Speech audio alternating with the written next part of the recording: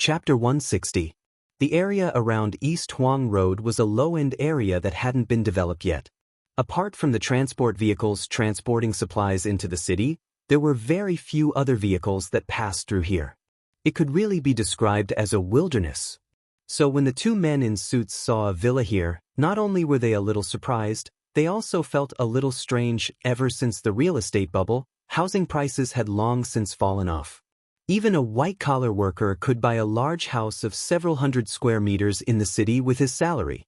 If he felt that there wasn't enough space, he could also entrust a construction team to use the space expansion spell to increase the space. After all, this technique was now quite mature.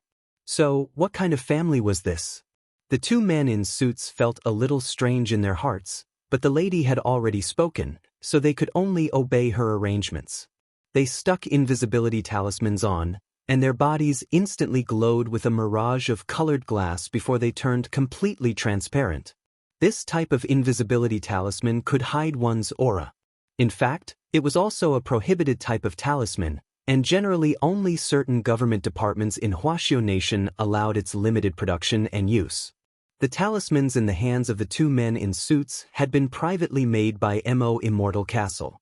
In fact, this was already illegal, and if they were caught, they would be directly detained. But when the two men tiptoed closer to the villa's entrance, they inexplicably breathed sighs of relief. Because after probing with their spiritual senses, they hadn't sensed the source of spirit energy in the villa. Is this an ordinary family? The two men were a little puzzled. However, since it was an ordinary family, the following matters would be much easier to handle. The window on the second floor is open. Let's go up and take a look first. The two men thought it over and directly jumped through the window. It was Wang Ling's bedroom, which was quite spacious. They entered the study one after another and started to look around. As they pondered this, they reached the door. Then, a furry green tail suddenly dropped down from the ceiling. This tail was too thick and strong. The two of them were startled. They hurriedly took a big step back and raised their heads. This time, they saw a slightly larger green Akita. It was hanging upside down on the ceiling, staring at them with a hostile gaze. This was the dog they had seen at the villa's entrance before. The two of them recognized it at a glance. They had felt that there was something wrong with the dog, but they didn't expect that there was really something wrong with it. Also, wasn't this dog way too big? One look and you could tell that it wasn't a decent dog. In fact, what shocked the two men the most was the dog's insight. They were still wearing the invisibility talisman, but it could still discover them. This was enough to prove that the dog's strength was not weaker than theirs. In fact, it was far stronger than theirs.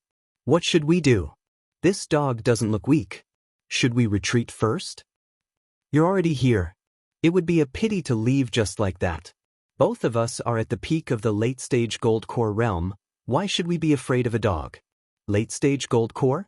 Loopy Toad jumped down from the ceiling and sneered. Back at number 60 high, it hadn't been afraid of a golden core cultivator even when it was so weak. Now, he was even less afraid. Since their identities had already been exposed, the two Immortal Castle cultivators felt that there was no need for them to hide anymore. Spirit light flashed in their hands, and each of them summoned an immortal sword to attack. One of the men in a suit pointed his sword directly at Loopy Toad. We originally just wanted to investigate something and didn't mean to offend you, but you bastard insisted on stopping us. Don't blame us for being impolite. The two men swiftly circulated their spirit energy and moved in unison, even brandishing their sword chi in unison.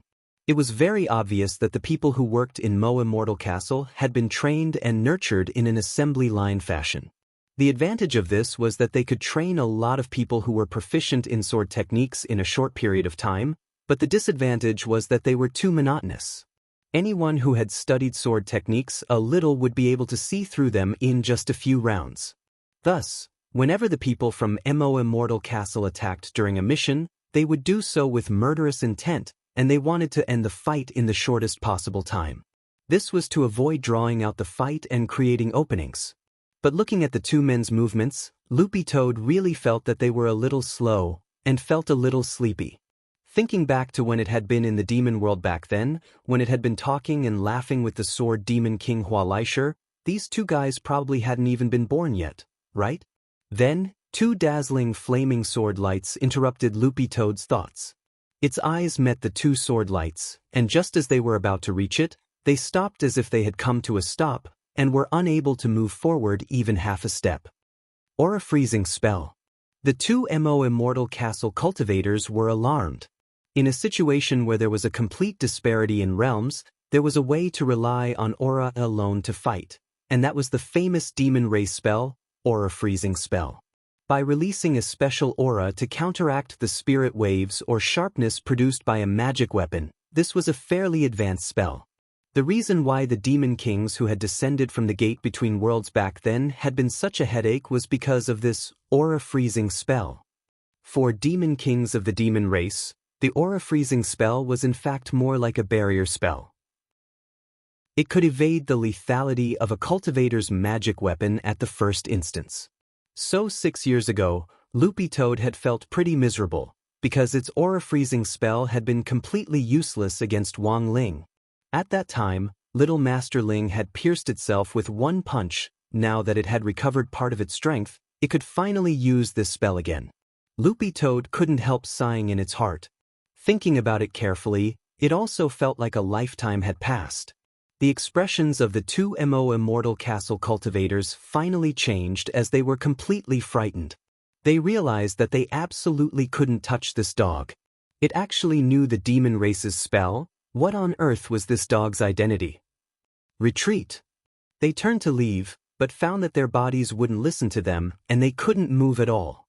The aura freezing spell just now had actually followed the sword lights that had slashed at them in the opposite direction. They were completely immobilized.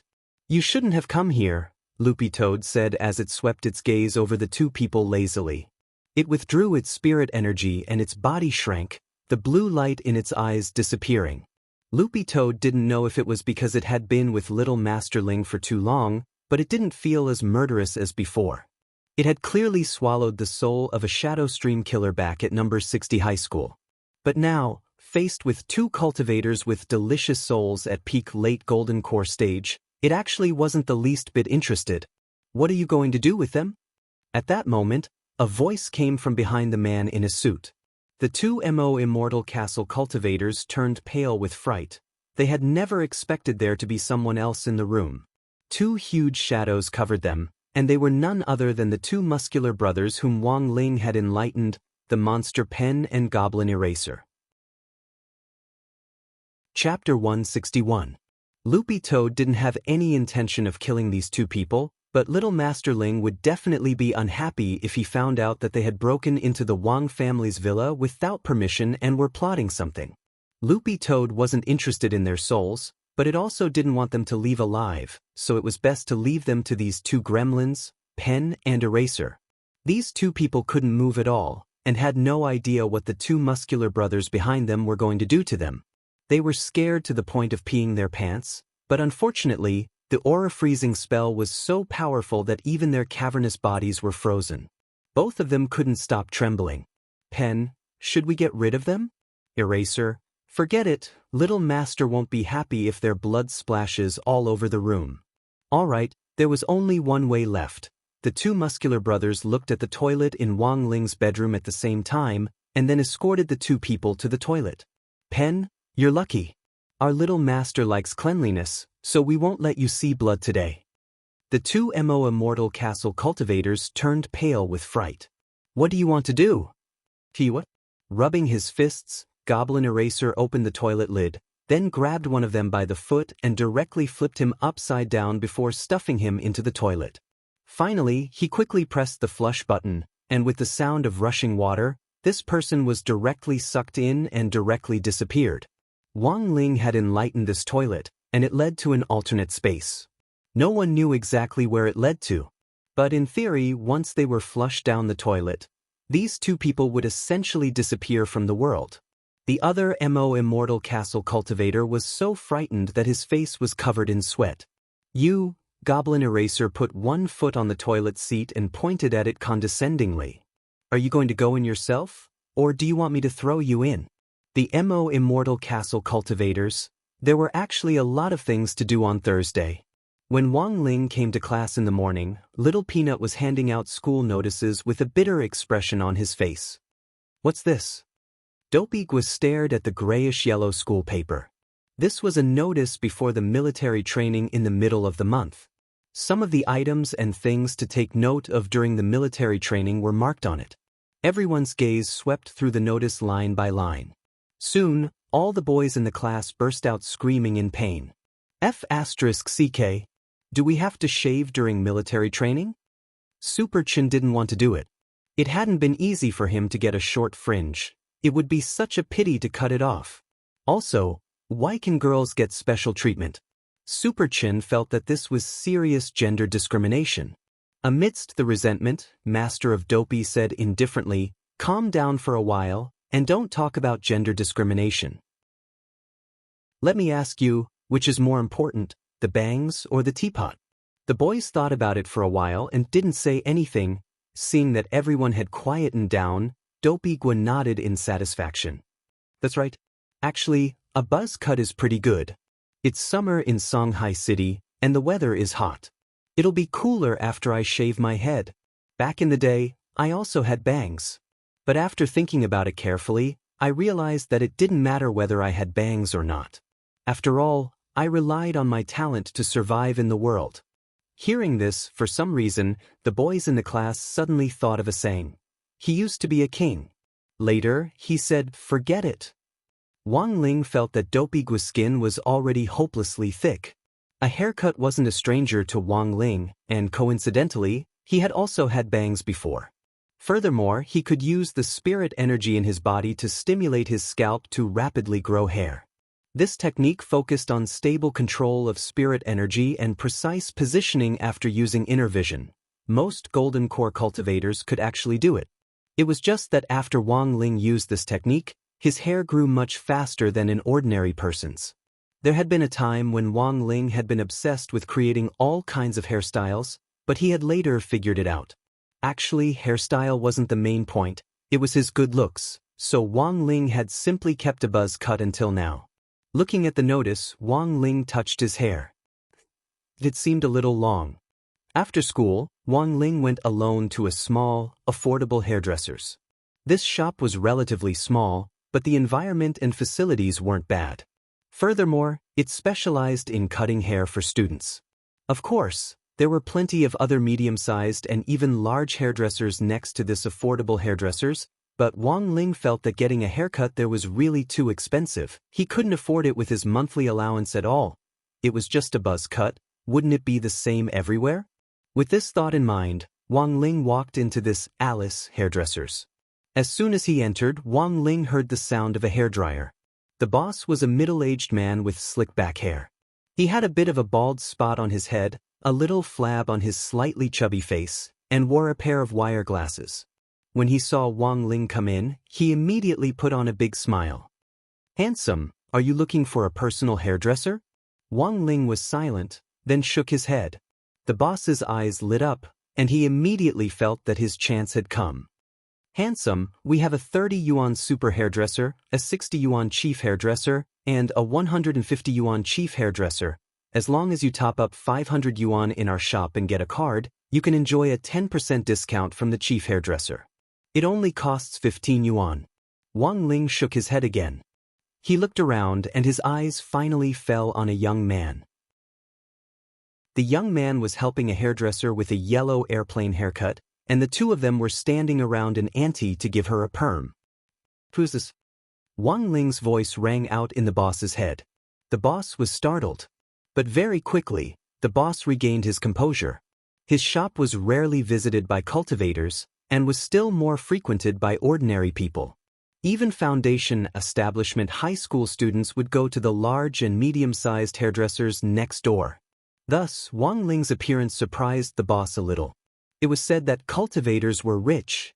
They didn't care about money in the secular world at all, and were the kind that spent money like it was dirt. They even topped up their phone cards for several million yuan.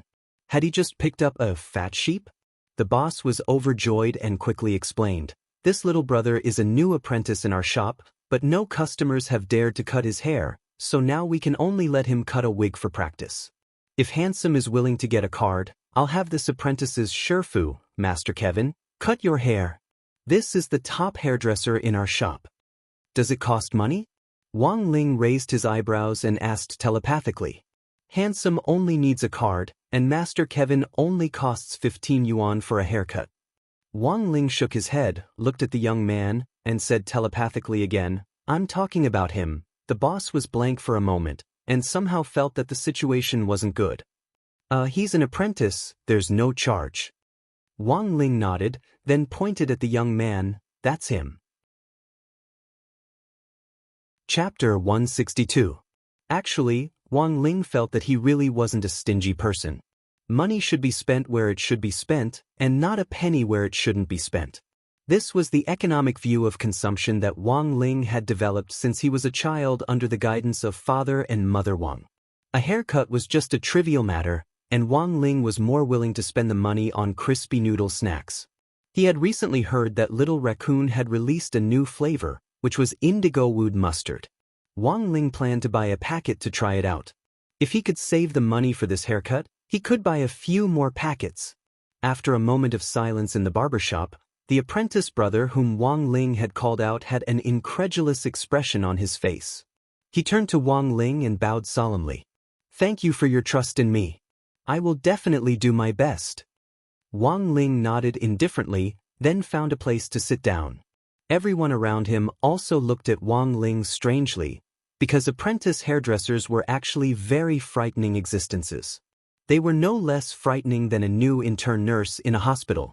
The only difference was that one would stick needles into your skin, while the other would dig into your scalp. Wang Ling was probably the only one who had the guts to do this. This was probably the apprentice brother's first time cutting a customer's hair. Holding the electric razor in his hand, a few drops of cold sweat trickled down the corners of his eyebrows. He looked a little nervous, like an inexperienced little sister who was about to offer her first time. I'm going to start. It was just a buzz cut. He just needed to clean the sides and the back, it wasn't that hard. The apprentice brother comforted himself, but the moment the electric razor touched Wang Ling's scalp, his hand trembled. In a flash, the back of Wang Ling's head was shaved bald. Little brother, the boss. Wang Ling rubbed his bald scalp and shook his head. Then, the hair there actually grew at a speed visible to the naked eye, and very quickly, he turned from a Wu-Ku into a Scion. The boss and his companions were stupefied. What the hell? There was this kind of operation? After about an hour, Wang Ling walked out of the barber shop without a hitch. The boss grabbed Wang Ling. Jinren, don't go. Then, Wang Ling saw the boss take out 200 yuan from his trouser pocket and stuff it into Wang Ling's hand. Wang Ling.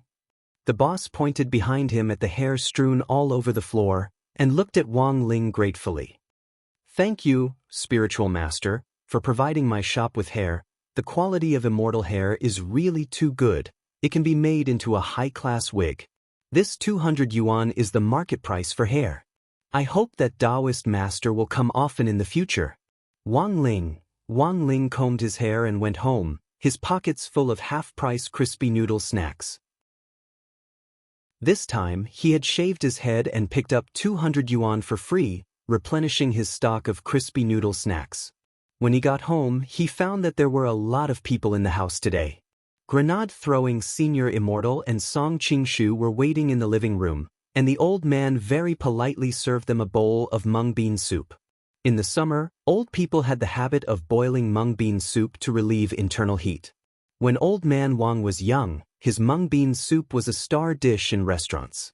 There was a limited supply every day, and even a bowl was hard to come by. However, it was a pity that these two fools did not know how to cherish or be grateful. Staring blankly at this bowl of mung bean soup, they started to ponder the meaning of the mung beans in it. In just a short while, they could even clearly count how many mung beans there were in the bowl. Song Qingshu actually didn't have this problem at first, but after following grenade-throwing Senior Immortal for a few days, he had been led astray. Brother Ling. Seeing Wang Ling appear, grenade-throwing cupped his fists politely. Next to him, Song Qingshu also stood up and saluted, calling him Ling Jinren. The old man didn't care about Wang Ling. He still had to catch up on his TV series. Seeing that Wang Ling had arrived, he hurriedly waved his hand and said to the two of them, "Well, there's more in the pot of mung bean soup. If it's not enough, I'll go get more. You guys talk first." "Okay, thank you, great senior," grenade-throwing Senior Immortal said sternly and nodded. At the same time, he was deep in thought. "I definitely have to take the mung bean soup home later and carefully study its mysteries. Maybe after drinking this soup, I'll have hope of reaching the void refinement stage." Wang Ling. Returning to the topic at hand, grenade-throwing Senior Immortal sat on the sofa and looked at Wang Ling as he said, "Brother Ling, I came to look for you this time because I have good news. Thanks to Little Song this time, we've found the whereabouts of the maker of the stone ghost mask." Song Qingshu echoed him. "I only provided a little clue, but thanks to Senior Grenade-throwing Senior Immortal and that Senior Black, they were able to pinpoint the location based on the clue." Hearing this, Wang Ling nodded. In the end, Song Qingshu still fulfilled his promise and didn't go back on his word. If they could find the maker of the stone ghost mask, it meant that the matter of the stone ghost mask would come to an end very soon. As for Immortal Castle, which had been trying to use the mask to secretly rise to power, their plot would also be completely ruined. Of course, this was the ideal situation. In fact, Wang Ling was also very curious about the identity of the maker of the mask. "According to the location Little Black gave me, the maker isn't far from here."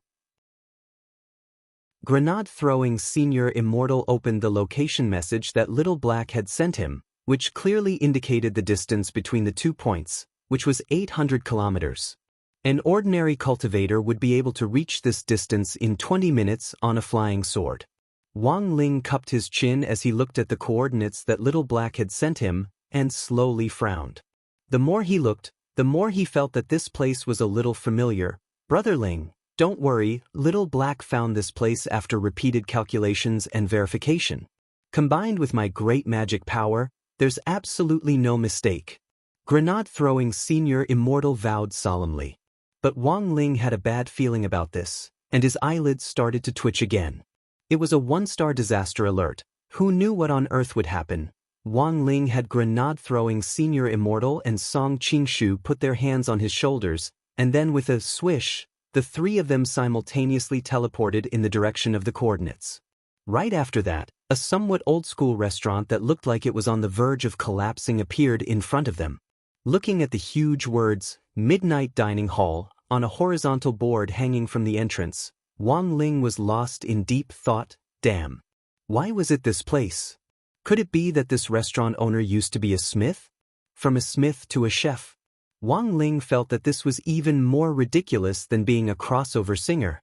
Grenade-throwing Senior Immortal looked at the twitching expression on Wang Ling's long-lost poker face, and couldn't help feeling a little curious. "Brother Ling, it seems that you've been here before?" The melodious singing in the restaurant rang out one after another.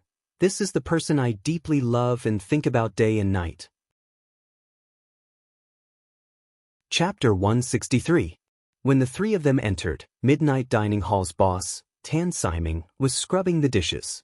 The long knife scar on his face and the bitter expression on his face made him look especially ferocious in the dim light. Although it wasn't time for customers to visit yet, the boss was already preparing to receive them at midnight. As for the song "Old Boys," sung by Tang Yuning, it had been played on an obsolete old-fashioned radio next to the boss. In this day and age, radio stations were no longer very popular, but that couldn't stop people's feelings for radio programs. So although there weren't many radio programs, there were still people doing them. Among them, one had to mention Zhang Yi, the radio's top presenter.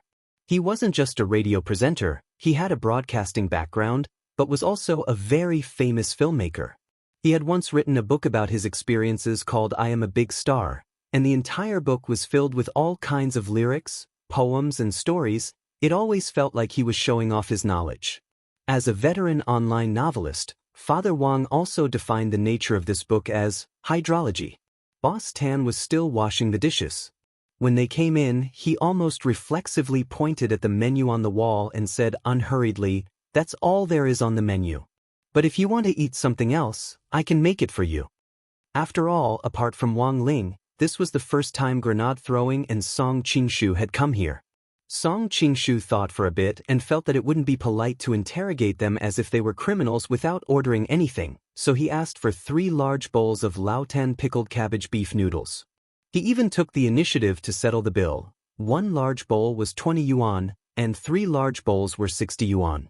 Song Qingshu straightaway threw out a 100 yuan bill, and even waved his hand at Boss Tan to tell him to keep the change. Nouveau riche was capricious. In fact, grenade-throwing Senior Immortal had been using Song Qingshu as a human ATM for the past 2 days. This guy had sold off all the assets he had accumulated over the years at Immortal Castle, and now had so much money that he didn't know how to spend it. Thank you. When the boss collected the money, he finally looked up and saw Wang Ling among the 3 people, and his expression instantly changed. Aren't you that 33 yuan and 70 cents creative genius? Wang Ling. Boss Tan still had an impression of Wang Ling. After all, he was the man who had sold the song Old Boys, which had now spread all over Huaxiao Nation. Such a popular song, along with the lyrics and music, had been sold for 33 yuan and 70 cents, the same as 2 medium bowls of beef noodles. Boss, do you know this brother of mine? Grenade-throwing Senior Immortal asked as he looked at the boss. He and his father came to my shop to order beef noodles before.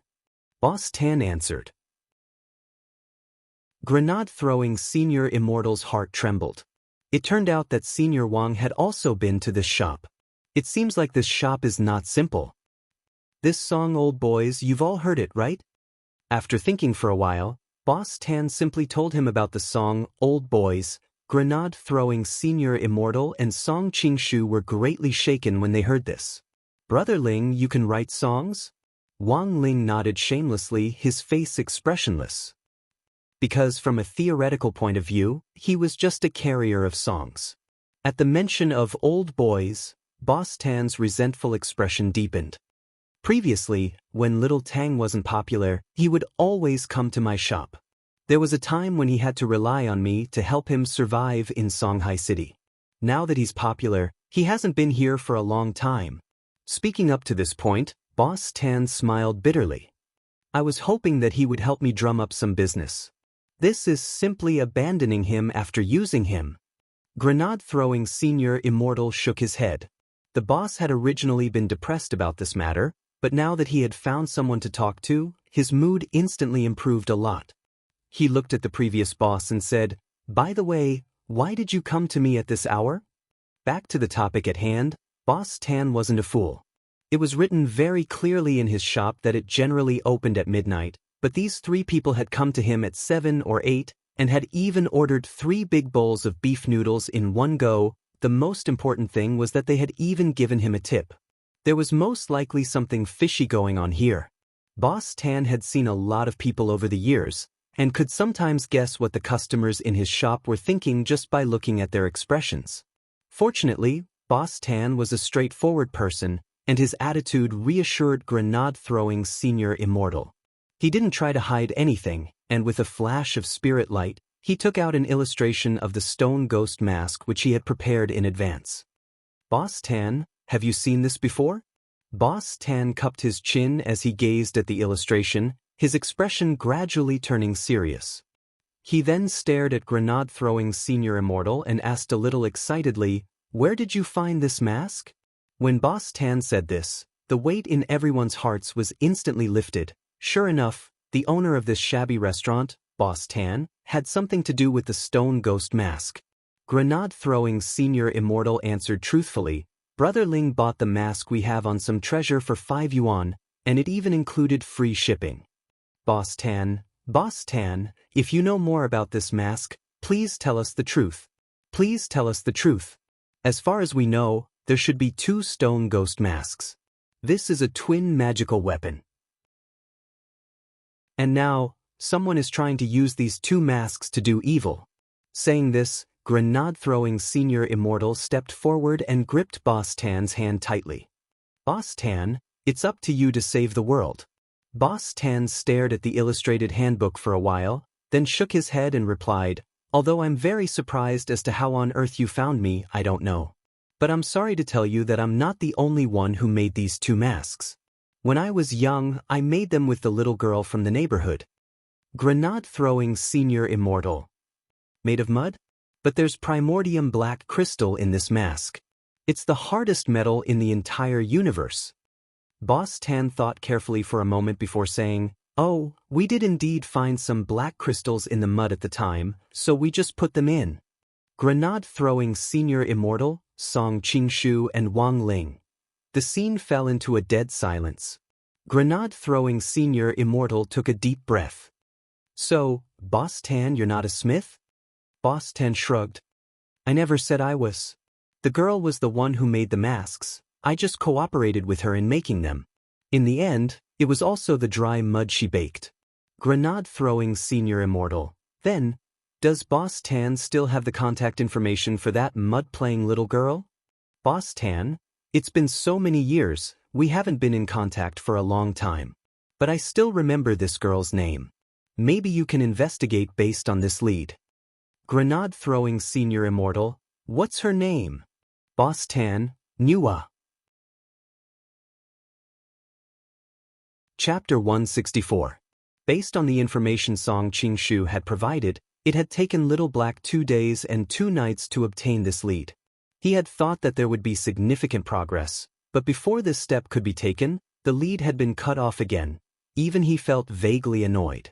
Now, where to find this mud-playing little girl called Nua had become a thorny problem.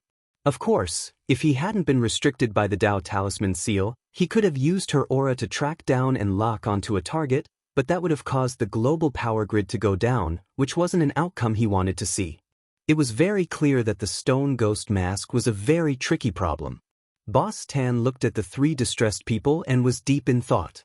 After a moment, he took out an iron box from his drawer and gave it to Grenade-throwing senior immortal. "Boss Tan, what's this?" "There's a hawthorn tree seed inside," Boss Tan replied. "This is a promise I made to that girl when I was little. I'll find a place to plant the seed, and as long as it blossoms and bears fruit one day, that girl will appear under it." Will this really work? It had been so many years. He probably couldn't even remember the names of his kindergarten classmates anymore. Those promises he had made when he was little really didn't sound very reliable. Grenade-throwing senior immortal recalled how he had boasted every day when he was little that he would marry all the girls in kindergarten, but now, he was still a single dog. "There's no other way, I can only try everything I can." Grenade-throwing senior immortal opened the iron box, picked up the hawthorn tree seed inside, and sighed. By the time they returned to Wenxian Garden with the hawthorn tree seed, it was already close to midnight. Grenade-throwing senior immortal and Song Qingshu had gone to confirm a few things. They had heard from Loopy Toad that Immortal Castle had sent 2 people to investigate during the day. Even with his eyes closed, Song Qingshu knew that they had to have been sent by the lady of the castle to confirm whether he was dead or not.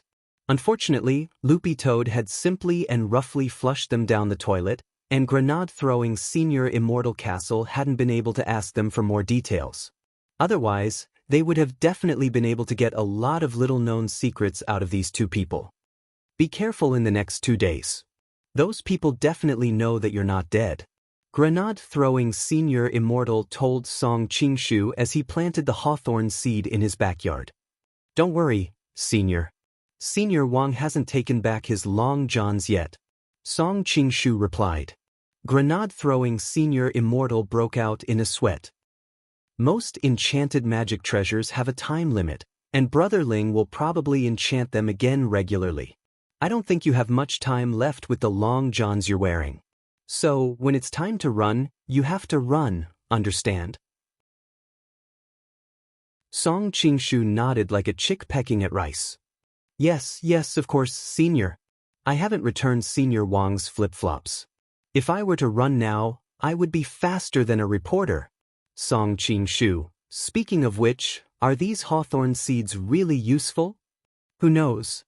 Grenade-throwing senior immortal patted the spirit soil in his hand and sighed slightly. According to grenade-throwing senior immortal's calculations, it would take at least 5 days for the seeds to sprout, given the power of the spirit earth and the current cultivation speed. It would take at least half a month for it to grow into a hawthorn tree. The most important thing was whether that girl called Nuwa would show up as promised. Staring at the spirit earth, the two of them sank into deep thought, feeling a severe pain in the ass. It was June 3rd on Friday in the 6th week of the semester. That morning, some families were happy and some were sad. For the sake of the military training, the boys had all shaved their hair to a crew cut. Some of the more heroic ones, like Superchin, had been straightaway shaved bald by the hairdresser. Holding his head, Superchin wanted to cry but had no tears to shed. He had clearly told the hairdresser that he only needed to trim his hair. Even if it was a crew cut, he had to look handsome. Who would have thought that the hairdresser would, in the blink of an eye, trim and embroider him into a bald woo-coo? Superchin felt that he must have owed the hairdresser a huge sum of money in his previous life. He was really bloody unlucky. When Teacher Pan walked into the classroom, it was actually a little noisy as everyone was discussing hairstyles. But today, Teacher Pan uncharacteristically didn't get angry. Instead, she silently put her handouts on the lectern and admired the boys' crew cuts with the girls around her. As a man, he should feel refreshed like this. How good was this? As a pioneer teacher at number 60 high, Teacher Pan had led many batches of elite students. The most impressive thing about Teacher Pan was her strict teaching style and class rules. She was a person who liked to follow the rules, and anyone who got to know her for a long time would have a deep impression of her obsessive-compulsive disorder. Now that all the boys had shaved their crew cut, Teacher Pan's mood was as relaxed as if she had been constipated for a long time and had finally been released. While Teacher Pan was rejoicing over the boys' new looks in Grade 1, Class 3, on the other side, the general administration of 100 schools in Songhai City was in an uproar. Aj was sat at his desk with a little bitter resentment. Ever since number 60 high had been attacked by Shadow Stream killers, he hadn't been able to let it go. Thus, as soon as he took office, he had increased the vigilance of all the high schools within the jurisdiction of the general administration of 100 schools in Songhai City. This was to prevent heretics from rising again. Ajwa didn't want to make the slightest slip-up while he was still in office. The official culture of cultivators was far more complicated than ordinary people could imagine. Number 60 high was his alma mater. If he couldn't even protect it, it would inevitably become a topic of gossip and ridicule. It was almost time for number 60 high's military training, so Ajwa had secretly increased the security at number 60 high in the last few days. Unfortunately, Ajwa received bad news at this juncture. The younger sister of the master of Shadow Stream, who had been captured at number 59 high school previously, had broken out of prison. Songhai City's Class 1 prison was an important place for serious criminals deployed by the Cultivation Police Department. A lot of famous criminals had been imprisoned here. The criminal from Fury Cultivation University who had poisoned his roommate had been locked up here for a very long time, and was finally executed in accordance with the law. This incident had alarmed national leaders, and it just so happened that members of the Central Cultivation Inspection Team were in Songhai City. Secretary Dakong had rushed to the scene almost immediately. To be honest, it was quite inconceivable that someone had broken out of the National Class 1 prison for serious criminals. It had to be noted that all the cultivators who had been sent to prison had special sealing spells cast on them, and the handcuffs they wore were also specially made to restrict the output of their abilities. Furthermore, there was a huge sealing array at the bottom of the prison, which had a radius of 10,000 li coupled with the high walls that even an attacking giant wouldn't be able to cross. Breaking out of the prison was simply nonsense. After Secretary Dakong arrived at the scene, the Cultivation Police Department had already dispatched the Major Crimes Investigation Unit to investigate the situation. The only good news that could be confirmed at the moment was that the criminal hadn't left Songhai City's high-security prison. It was just that the way he had escaped was a little inconceivable. The other party had actually dismantled the steel plate under the bed and used only a fork for instant noodles to forcibly dig out a passage. Chapter 165. It was really inconceivable that an instant noodle fork would actually be able to dig such a long tunnel in a national level 1 prison for serious criminals. With her spirit energy completely restricted, how had the girl managed to break through the heavy reinforced steel plates made from strengthened immortal crystals? That was one problem. After breaking through the steel plates, how had she transported the bricks and soil out? That was another problem. Adjua arrived not long after Secretary Dukum. When he arrived at the prison, he could clearly feel dizzy. Seeing this, the warden, who had been waiting at the main entrance to receive him, hurriedly hung a pendant around Adjua's neck, and his dizziness was alleviated. "What's this?" The warden explained. "Director Jua, this is a resistance crystal developed by Huaxio's Cultivation Academy of Science. When you wear it, it can restrict the power of the magic array beneath the prison. Each staff member working in the prison has one." Hearing this, Adjua nodded. The magic array in the prison was really too powerful. As soon as he stepped in, he almost couldn't breathe, and his overall symptoms were similar to hypoglycemia, chest tightness, shortness of breath, rapid heartbeat, and dizziness. But the serious criminals locked up here not only had to face the suppression of the magic array, but also the restraining power of the special handcuffs on their wrists. Judging from all the conditions, breaking out of this prison was a complete joke. This incident was a little unexpected, but fortunately, we discovered it in time. There are signal transmitters embedded in the prisoner's handcuffs, and according to the signal source, the prisoner is still hiding in the prison. The warden wanted to cry a little. If the prison break was successful this time, he would probably have to directly go GG and go home to retire and farm. Adjua was directly brought to the crime scene by the warden. Songhai Cultivation Police's major crime investigation team had already arrived, and they all surrounded the entrance to the prison from which the girl had broken out. At first glance, Adjua saw Secretary Dakong's figure in a windbreaker in the vast crowd. "Little Juazi, you're finally here." When the old secretary saw Adjua, his frown instantly brightened. "It was all thanks to your efforts that we were able to capture this person last time, Adjua. I already have a basic understanding of the situation. If you have any questions, you can ask me directly. If you have any other thoughts, you can also tell me. Everyone here will listen to your commands. We have to do our best to arrest and bring this criminal to justice in the shortest time possible before he actually escapes from prison." The old secretary patted Adjua on the shoulder. "Little Juazi, it's up to you. I believe that if you can catch her once, you can catch her again." Adjua already didn't know what to say. The most important thing was that he himself was in a state of confusion regarding the previous two situations. "How did she escape?" The old secretary replied. "According to our initial observation, the criminal did use a spoon made from instant noodles to dig a tunnel to escape. Although the tunnel wasn't deep, considering the criminal's identity as a shadow stream killer, he was proficient in the bone shrinking skill. He could use this small hole to escape. As for the steel plate at the bottom, the prisoner used a corrosive liquid to burn through it." "Corrosive liquid?" Adjua was astonished. "Isn't there a full body examination before entering prison? How did he bring it in?" Speaking up to this point, the warden rubbed his temples in pain. "If our guess is correct, the criminal probably hid the tool in his crotch. This is a blind spot for inspection." "Adjua." "Crotch?" The old secretary nodded sternly. "This speculation sounds a little nonsensical, but it's actually very reasonable. Actually, it's easier to hide things in the crotch. Even a grenade can be hidden there. What's a small bottle of corrosive liquid to it?" Adjua. 2 hours had passed since Jiang Luing had escaped from the prison cell. The outside world was calm and peaceful, but Songhai's level 1 prison was already in an uproar. No one could say for sure what would happen in 2 hours. The longer it dragged on, the higher the chances that the criminal would actually escape. As a criminal wanted by the vicious assassination organization Shadowstream, there was no guarantee that the other party wouldn't do anything harmful to society if he was allowed to escape from prison. Jiang Luing had crawled out of a haystack 3 kilometers away from the prison's main building.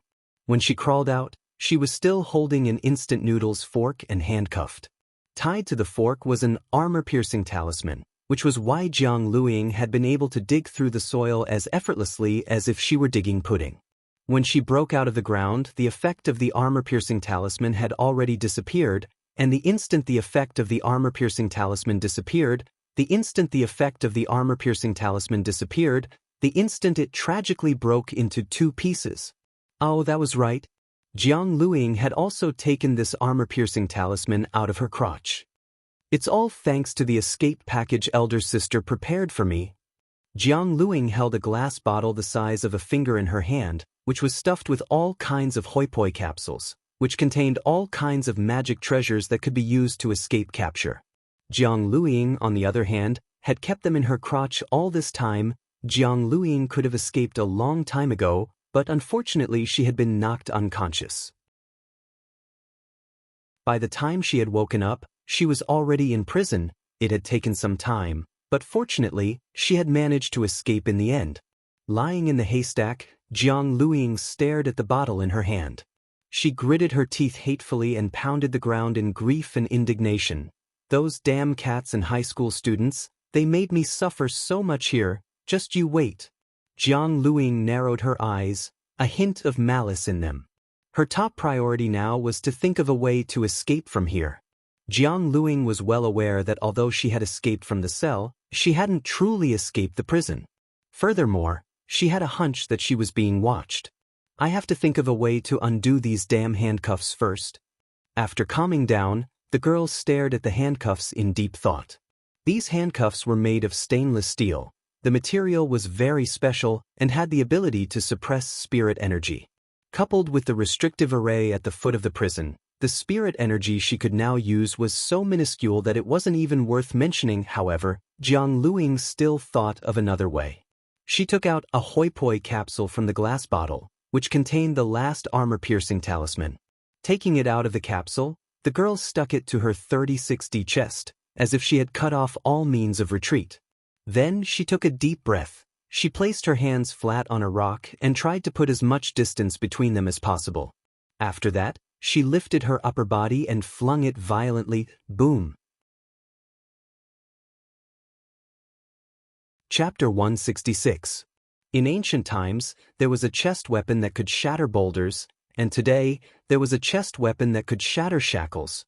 Looking at the shattered handcuffs, Jiang Luing suddenly felt a sense of heroism in her heart. She felt that she had accomplished an unprecedented feat. The main reason was that this armor-piercing talisman was just too useful. This was an armor-piercing talisman which had been specially drawn by her elder sister, and was more vicious and violent than the ones sold on the market. That was why it could generate enough force to directly shatter the handcuffs. Without the shackles of the handcuffs, Jiang Luing felt that her spirit energy had recovered significantly. Although the magic array under the prison had the ability to restrict spirit energy, it was still very difficult to control it. But over the past few days, Jiang Luing had gradually adapted to this kind of oppressive environment.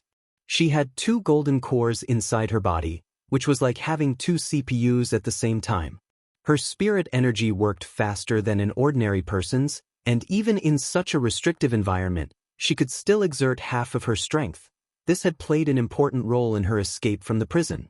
Without the help of the prison resistance crystal, it would be nonsense for an ordinary felon to escape from the prison's magic array and the handcuffs on their hands.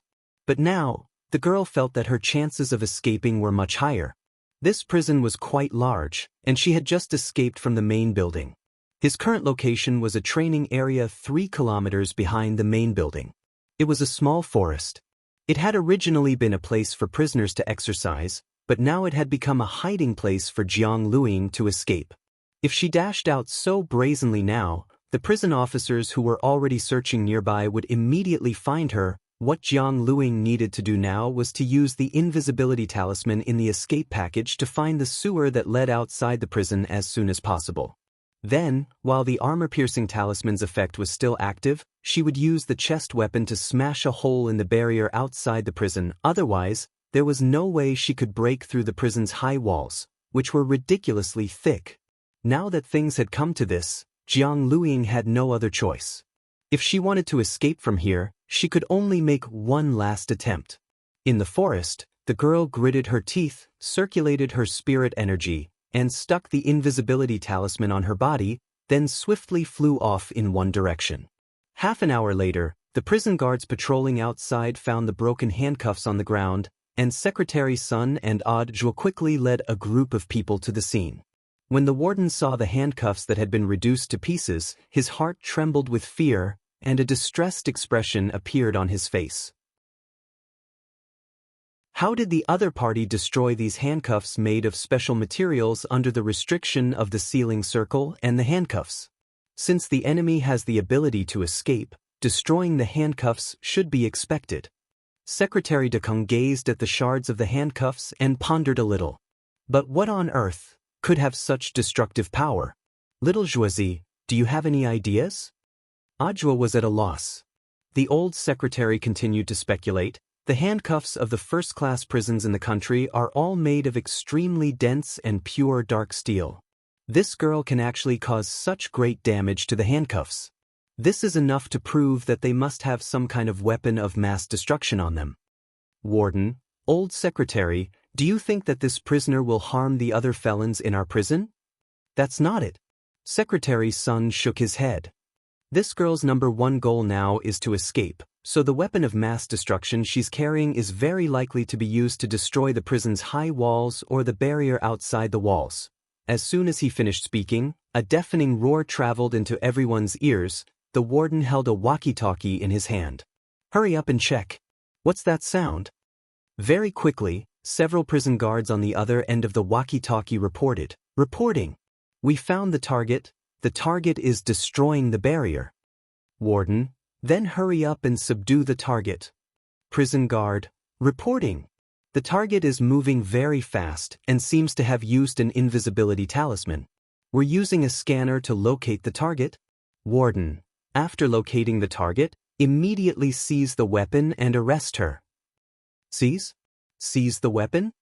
Outside the high-class prison's barrier, the girl's figure was exposed under the scanner. A group of prison guards stared at the girl who was holding her chest and smashing the barrier with all her might and couldn't help falling into deep thought. It was June 4th on Saturday in the 6th week of the semester. When Wang Ling got up in the morning and turned on the TV, he noticed that the same news was being repeated on all the channels. At around 1800 hours last night, a felon from Songhai's high-class prison destroyed the barrier and successfully escaped. Wang Ling was surprised to discover that this girl was actually the person who had been captured at number 59 high school back then. According to the relevant investigation by the cultivation police, it had been confirmed that this girl was in fact the younger sister of the master of Shadow Stream. It was precisely because of this identity that the girl hadn't gone through the judicial process at that time and had been directly sent to Songhai First Prison to be locked up. Wang Ling calculated carefully that it had already been 3 weeks, or almost a month, since the incident had happened. AI, there are so many prison guards in the prison, but they can't even keep an eye on a girl. The old man sat in front of the TV and drank some vegetable porridge before directly turning it off. Dad, why did you turn off the TV? Father Wang was watching happily, because he realized that this girl's breasts were quite big. Of course, this wasn't the main point. The main point was that Father Wang was more curious about how this girl had broken out of prison and wanted to see the follow-up news report. The old man shook his head. Even if the news doesn't continue broadcasting, I can probably guess what's going to happen.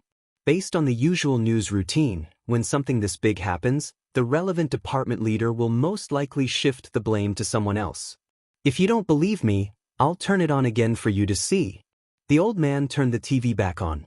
Coincidentally, the news was at the same time that the person in charge of Songhai First Prison was making a statement.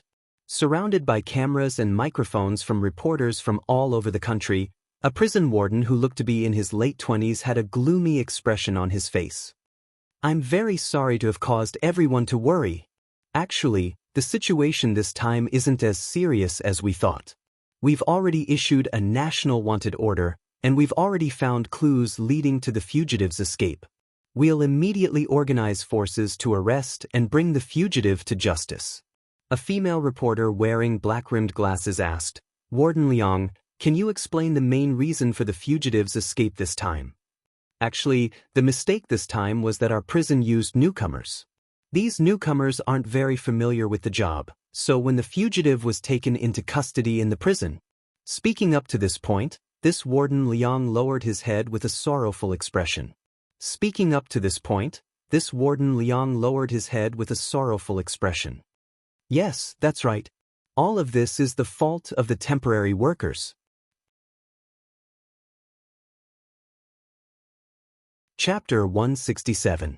Just like that, the glorious temporary worker was once again implicated. Wang Ling knew that this was a common statement used by the relevant departments in Huaxiao Nation, just like the strong condemnation and protest of Huaxiao's Ministry of Foreign Affairs. This set of rhetoric had been carefully designed, and it was suitable for all kinds of interview questions. Although the news of the girls' prison break was spreading like wildfire, there were very few news reports about it online. Wang Ling clicked on several news apps, and there were only a few comments on the relevant news reports. It was very obvious that this matter had been suppressed, just like Mother Wang's groping incident last time. Warden Liang had played it down on TV, but Wang Ling had a bad feeling looking at the news reports. His eyelids were twitching again, and this time, the disaster warning was actually 3 stars. Thus, although it was Saturday, Wang Ling was home and didn't go anywhere. He felt uneasy. The frequent twitching of his eyelids gave him a hint of anxiety. What would the jailbreak girl do after she got out of prison? Wang Ling lay on his back on his bed and crossed his arms as a pillow as he thought distractedly. It was clearly impossible for her to seek revenge on number 59 high school and number 60 high school now that she had escaped from prison. Most of the students in the school were on vacation. Even if they came looking for trouble, there were still so many teachers on duty who wouldn't give this Shadow Stream killer an opportunity to take advantage of. Looking for Wang Ming sounded even more unreliable. Huaxiao's top leaders all knew about the grudge between the strongest brain and this Shadow Stream girl. Once the news of her prison break got out, they would definitely send more people to protect Wang Ming. Then, the only person left to swiftly retaliate against in a short period of time was black charcoal. When a person had nowhere to vent their anger, they would naturally look for a soft persimmon to pinch. Wang Ling felt that Zheng Tan was now in a very dangerous situation. Wang Ling turned into a white Persian cat and once again appeared under that old willow tree in number 59 high school. Considering the urgency of the situation, Wang Ling had directly teleported over. Wang Ling carefully sensed his surroundings and realized that it was all quiet and there was no sound at all. He lay down at the mouth of the tree hole and sensed for a moment, but there wasn't the slightest trace of an aura inside. Whether it was the original Chief of Staff, Battalion 1 Commander the Monk, or Zheng Tan's Cavalry Battalion, Infantry Battalion and Air Force, none of them were here. Wang Ling opened his eyes and used the Heavenly Eye flashback spell. The scene in front of him started to flow backward, but he didn't capture any information. This proved that charcoal had left at least half an hour ago. What's more, they had turned out in full force. They brought along all the fellows in the cave and were fully armed. Even the Yadali cannon in the cave had disappeared. Where did they go? He was very worried about Zheng Tan's safety. Through his aura search, he could confirm that Zheng Tan and the others were already far away from Peiyuan district. It had been at least 12 hours since they left the tree hole, which was earlier than he had expected. Now, there was only one way to find Zheng Tan. In a mysterious laboratory on the border of Huaxiao Nation, a man in black tights was engrossed in research. In his hands were the blueprints for the Armstrong Cyclone Jet Armstrong cannon. Since the laboratory had been destroyed the last time, Little Black had been trying to restore this cannon which he had painstakingly developed. He was waiting for a clue from grenade-throwing Senior Immortal, then he would carry the cannon to that bastard's house and directly blow it up. Little Black was in the middle of recalculating the cannon's firing speed when a hand suddenly pressed down on his shoulder, scaring him so much that he trembled all over. Who is it? This time, Little Black saw a youngster in a white short-sleeved shirt standing behind him. You are. Wang Ling directly revealed his identity telepathically. Little Black was astonished. You're Ling Zhenren? This time, Wang Ling didn't have to deliberately disguise his face like last time, because the last time he had been here, he hadn't known about the relationship between Little Black and grenade throwing. Now that he knew that the other party was on his side, there was no need to disguise himself. To verify that he was the real Ling Zhenren, Wang Ling even posted a photo of grenade-throwing Senior Immortal. Wang Ling had secretly taken it when he had been with grenade throwing. He had taken it to deal with this kind of situation in case he needed it. Looking at grenade-throwing senior Immortal's smiling face in the photo, which was as bright as a chrysanthemum, Little Black's doubts about the youngster's identity were completely dispelled. It was only when he was with Ling Jinren that this cultivation forum leader would smile like a fool. So it really is Ling Jinren? My apologies, my apologies. Little Black cupped his fists excitedly. So this was the big shot who was going to help him find that bastard who had destroyed the lab. He actually looked so young. What business do you have with me, Ling Jinren? Wang Ling didn't beat around the bush, and directly gave Little Black a sketch of Zheng Tan that he had prepared beforehand as well as the specific location of the willow tree. Can you find it? When Little Black saw the sketch of Zheng Tan, it instantly dawned on him. It turned out that Ling Jinren's cat had gone missing. But why had it appeared in this strange location? Could it be that big shots in the cultivation world nowadays like to raise their pets freely?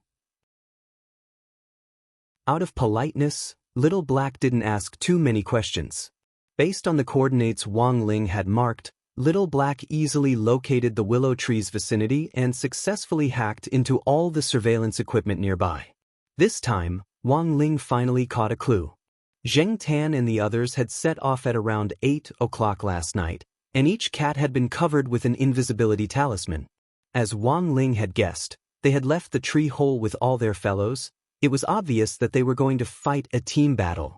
Wang Ling's heavenly eye could clearly see Zheng Tan's black, confident face through the surveillance cameras. This guy was actually smiling. But what kind of team battle was it that was worth Zheng Tan mobilizing all its forces? While Wang Ling was worried, he was also a little curious.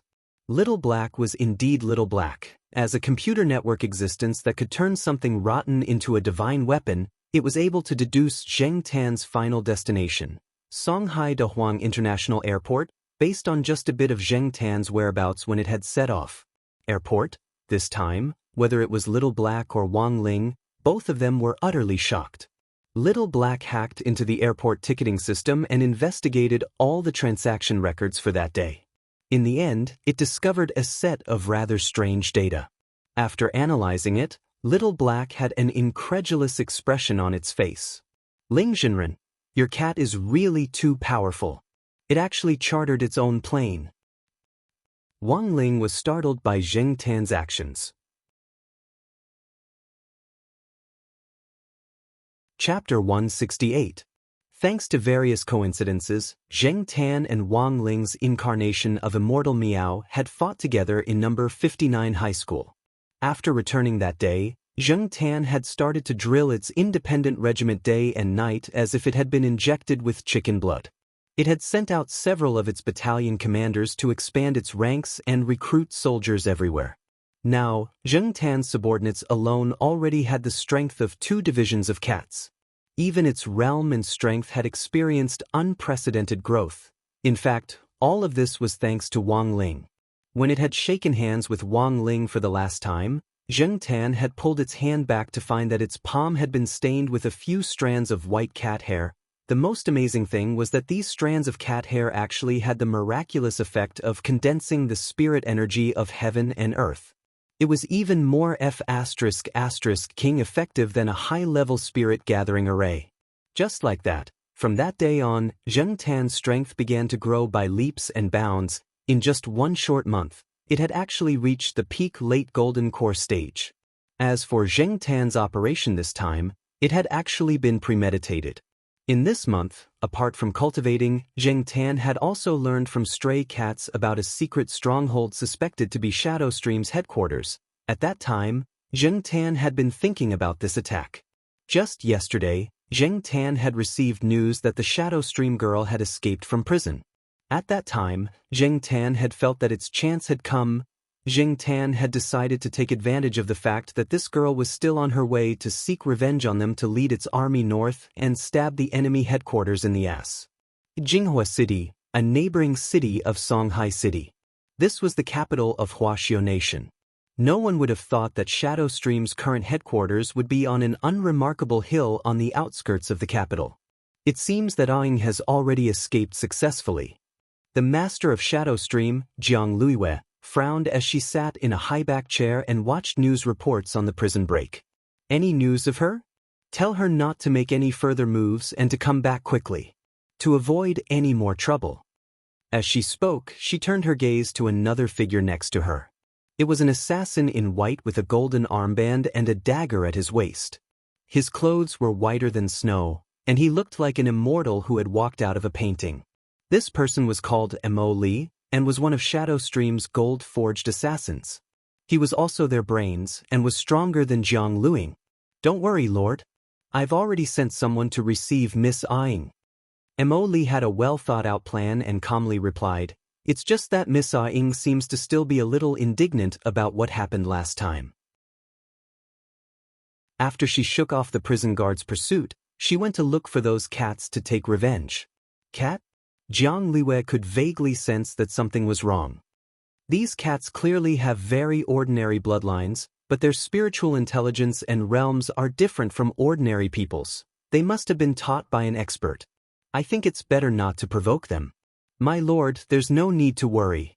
According to the information we've received, Miss Aing seems to have barged into nothing, Immortal replied softly. Barged in empty air? What do you mean? When Miss Aing came to that area to search, she didn't find any traces of cats. The cats seemed to have evacuated in advance. Evacuate? Jiang Liwei frowned, feeling that things weren't as simple as they seemed. She didn't know why, but she had become very wary of cats recently, because not long ago, she had found a kitten that seemed to have lost its way near the top of the mountain. The strangest thing was that this mountain was a private, forbidden area which had been set up with a magic array. Even birds would detour around this place when passing by, so how had that cat gotten in? Jiang Liwei pondered this deeply. This was the first time that Immortal had seen Jiang Liwei so worried, and she couldn't help asking, "What are you worried about, my lord?" "I'm worried that those cats might be plotting something." "Plotting?" Immortal laughed. "My lord, are you worried that those cats will find this place and attack the headquarters?" As soon as she said this, there was suddenly a tremendous explosion outside the hall. Where did that explosion come from? Immortal tilted her head. A shadow stream killer swiftly turned into a black shadow and appeared in front of Jiang Liwei and Immortal. "My lord, Lord Immortal. The foot of the mountain is under fire." "Who's attacking the mountain?" Immortal was shocked. "It's a large group of cats. A large group of cats is climbing the mountain. They're armed with heavy weapons, and there are tens of thousands of them. It seems they're going to attack the headquarters." Immortal. For some reason, Immortal's face hurt. Sure enough, there's something wrong with those cats. Jiang Liwei grit her teeth. It was clear that these tens of thousands of cats had come prepared to attack the mountain with heavy weapons. Furthermore, the number of killers in the headquarters was very limited, so once they came under fire, her image as the master of Shadowstream would completely collapse in the killer world. Immortal, immediately gather everyone to protect the headquarters, and during this period, don't come into contact with those cats. No matter what, we have to defend the headquarters. "Yes, my lord, I'll arrange it right away." Immortal immediately nodded. This time, he finally realized how serious the situation was. Outside the hall, Immortal stood at the highest point and shook it lightly 3 times. Spirit light flashed in his hand, and a string of magic bells appeared. He recited a spell, and the magic bells started to vibrate rapidly. With him as the center, invisible sound waves spread out in all directions. Ringing the magic bells 3 times was Shadowstream's highest-level command to gather. 2 hours. Can we hold out until then? Immortal felt a little worried as he sensed the vigorous cat army charging up the mountain at the foot of the mountain. Zheng Tan's attack on the mountain this time was completely independent and hadn't been reported to the headquarters.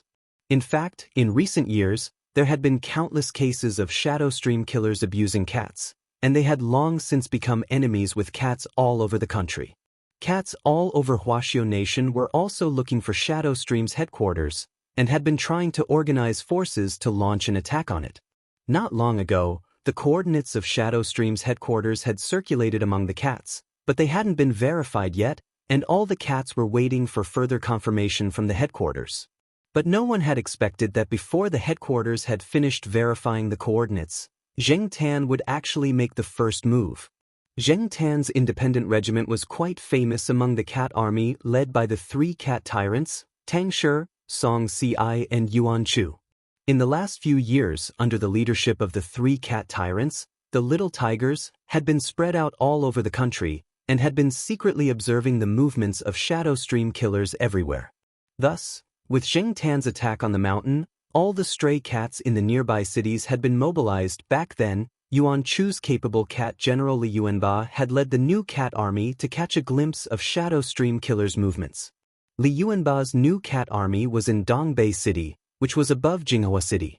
At that moment, in an abandoned sewer in Dongbei City, a sturdy yellow short-tailed cat from the new cat army headquarters was looking at a map with two staff cats at its side. Currently, shadow stream killers in Dongbei City are gathering in a short period of time and are trying to head for the capital, Jinghua City, said one of the cat staff officers. Li Yuanba, what mission are they carrying out this time? They probably aren't. They're anxious to get closer to Jinghua City and aren't in the mood to fight. When they encounter a small disturbance from our cat army, they will quickly break away and take a detour. 2 days ago, Zheng Tan kept telling me that it was going to make big news. It looks like something big has happened. Li Yuanba narrowed its eyes and murmured softly, otherwise, this bunch of shadow stream killers wouldn't be so desperate to get closer to Jinghua City. That guy's headquarters must be there. Cat Staff Officer, does Commander think that Shadow Stream's headquarters has been attacked? Zheng Tan only has one independent regiment, and they dare attack the headquarters? Li Yuanba chuckled. Hee, why wouldn't they dare? There's nothing in this world that Zheng Tan doesn't dare to do. If it had 1 or 2 divisions, it would have King wiped out Shadow Stream long ago.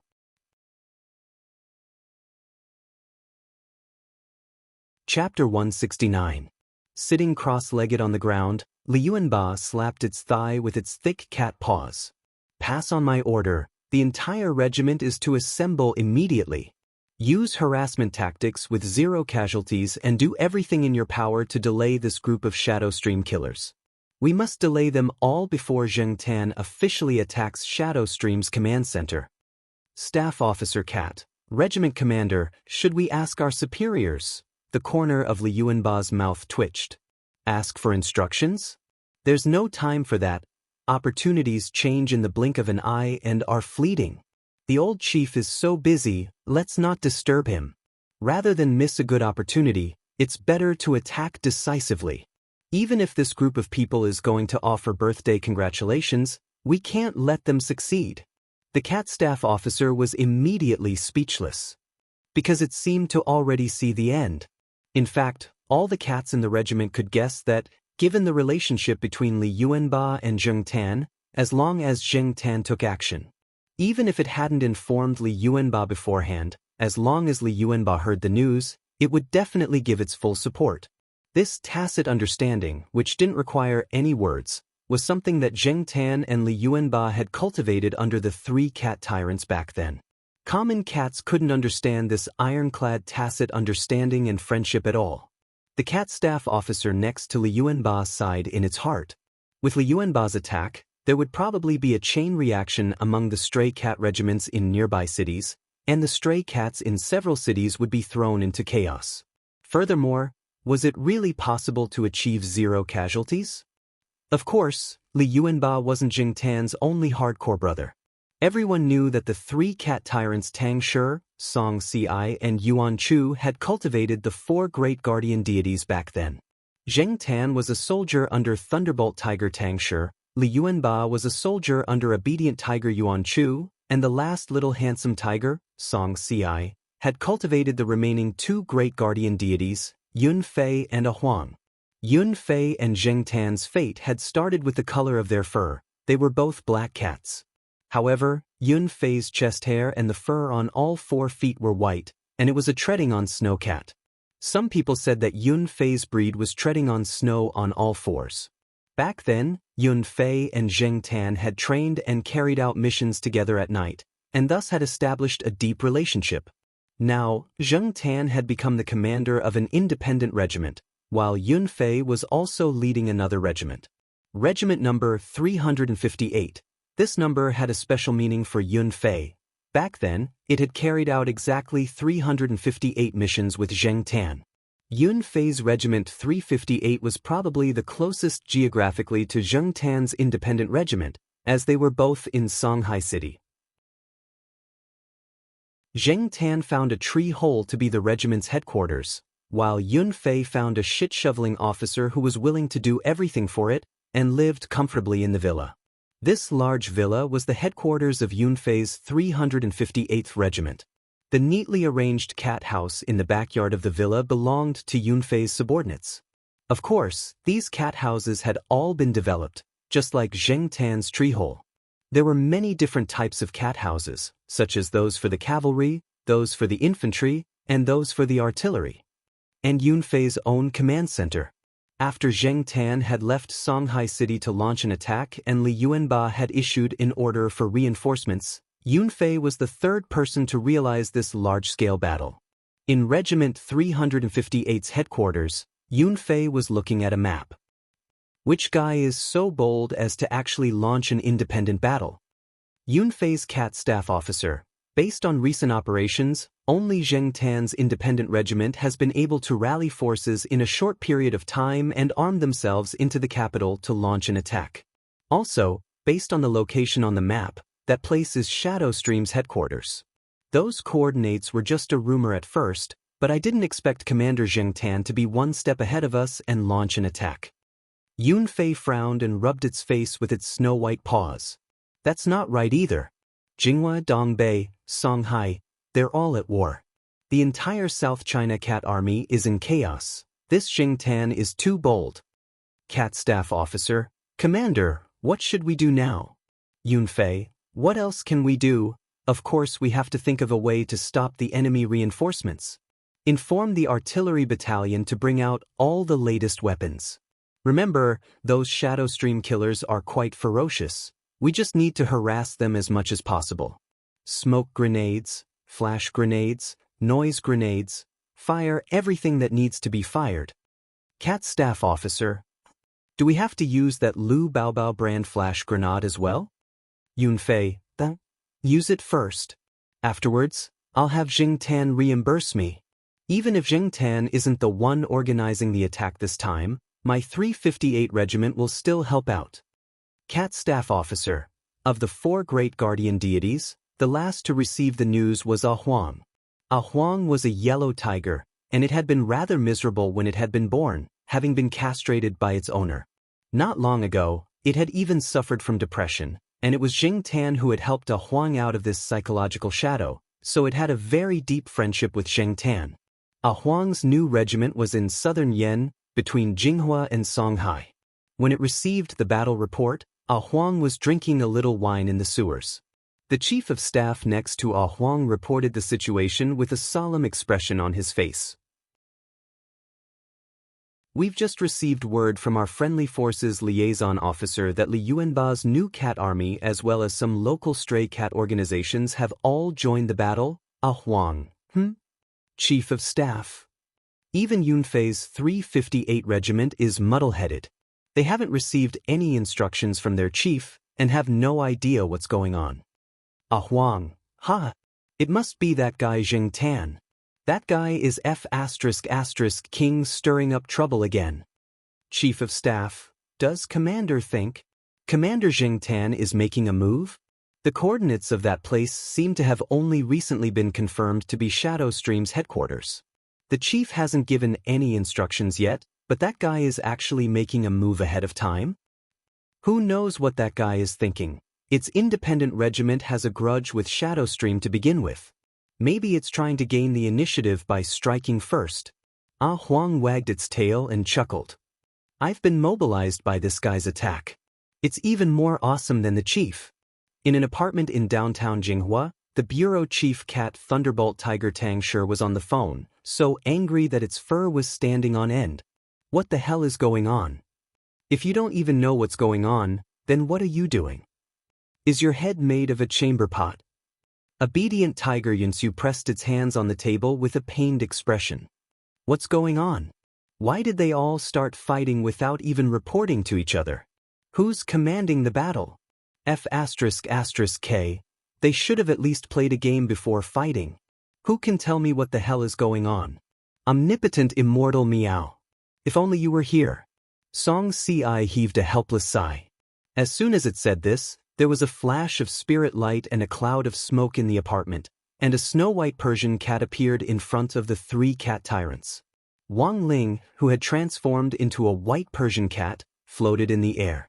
The moment it saw the three cat tyrants, it heaved a slight sigh of relief. Chapter 170. When the three cat lords saw Wang Ling's incarnation of Immortal Meow, their eyes widened in disbelief. The other cats in the apartment were also dumbfounded because they had never seen Immortal Meow before and had only heard rumors about it from the three cat chiefs, Tang Shi, Song Ci, and Yuan Chu. None of the cats had expected Immortal Meow to show up again at this time. At this moment, the three cat tyrants were so touched that they almost burst into tears. Seeing Tang Shi, Song Ci, and Yuan Chu, the three cats he had bred, Wang Ling couldn't help but feel emotional in his heart.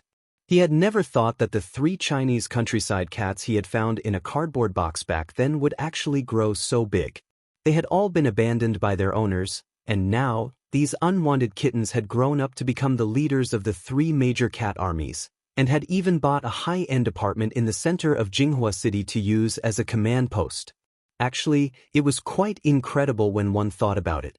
It was already 1 o'clock in the afternoon, and a conservative estimate was that 2 hours had passed since Zheng Tan had launched its attack. Around Zheng Tan's point of contact, the nearby cat regiments were either blocking the enemy or providing reinforcements. Only Tang Shi's headquarters were still in the dark. Thus, Wang Ling's appearance this time could be said to be very timely. He stretched out a cat paw and pointed to a certain point on the map. Seeing the location on the map, Song Ci immediately thought of something. Aren't these the coordinates we found out recently? They say it's Shadowstream's command post. We haven't verified the authenticity of the information yet, right? Why have they started fighting? Which army is it? Saying this, Song Ci and Yuan Chu looked at Tang Shi at the same time. Tang Shi, why are you looking at me? Song Ci and Yuan Chu said in unison. Except for your family's Zheng Tan, no other cat has the guts. Tang Shi, Song Ci scratched its head and turned to Wang Ling with cupped fists. Thanks to Immortal, at least we've found the source of the fighting. Then what should we do now? Yuan Chu cupped its chin. What else can we do? They've already started fighting. There's no point in stopping Zheng Tan now. Let's try to stop the enemy's reinforcements first, and do our best to help Zheng Tan take down this command post. Song Ci sighed and replied with a headache. Wang Ling didn't linger too long at Tang Shi's command center. After handing over a large stack of talismans to Tang Shi, he planned to go over to Zheng Tan's side to check out the situation. These were light armor talismans with strong defensive properties, which he had drawn in Little Black's research institute. Wang Ling wanted Tang Shi and the others to quickly distribute the talismans to all the battle zones. On top of the light armor talisman's original effect, Wang Ling added 2 identification spells and a dispersion spell. Within the effective area of the talisman, all cats would be automatically identified by the talisman and automatically connected for protection. Actually, the principle was pretty much the same as Wi-Fi. Oh, that was right, he had stolen this idea from the Wi-Fi pill that Immortal Toya was working on. It was already 1:30 in the afternoon, and Shadowstream's hidden command post on the hilltop was still doing its best to block Zheng Tan's offensive. A total of more than 20 Shadowstream killers surrounded the headquarters, doing their best to cast all kinds of defensive spells and construct a defensive barrier. Before Shadowstream's reinforcements arrived, there were only 20 or so miserable people left in the command post. Commander, all sides are now maintaining an absolute advantage in their attacks, and we haven't suffered any casualties. Battalion 1 Commander the monk was giving a brief report to Zheng Tan, who was commanding from the rear. Everything was within Zheng Tan's expectations. There weren't many people in Shadowstream's command post to begin with, even though some of them had higher realms. But once they were on the defensive, this realm was useless here.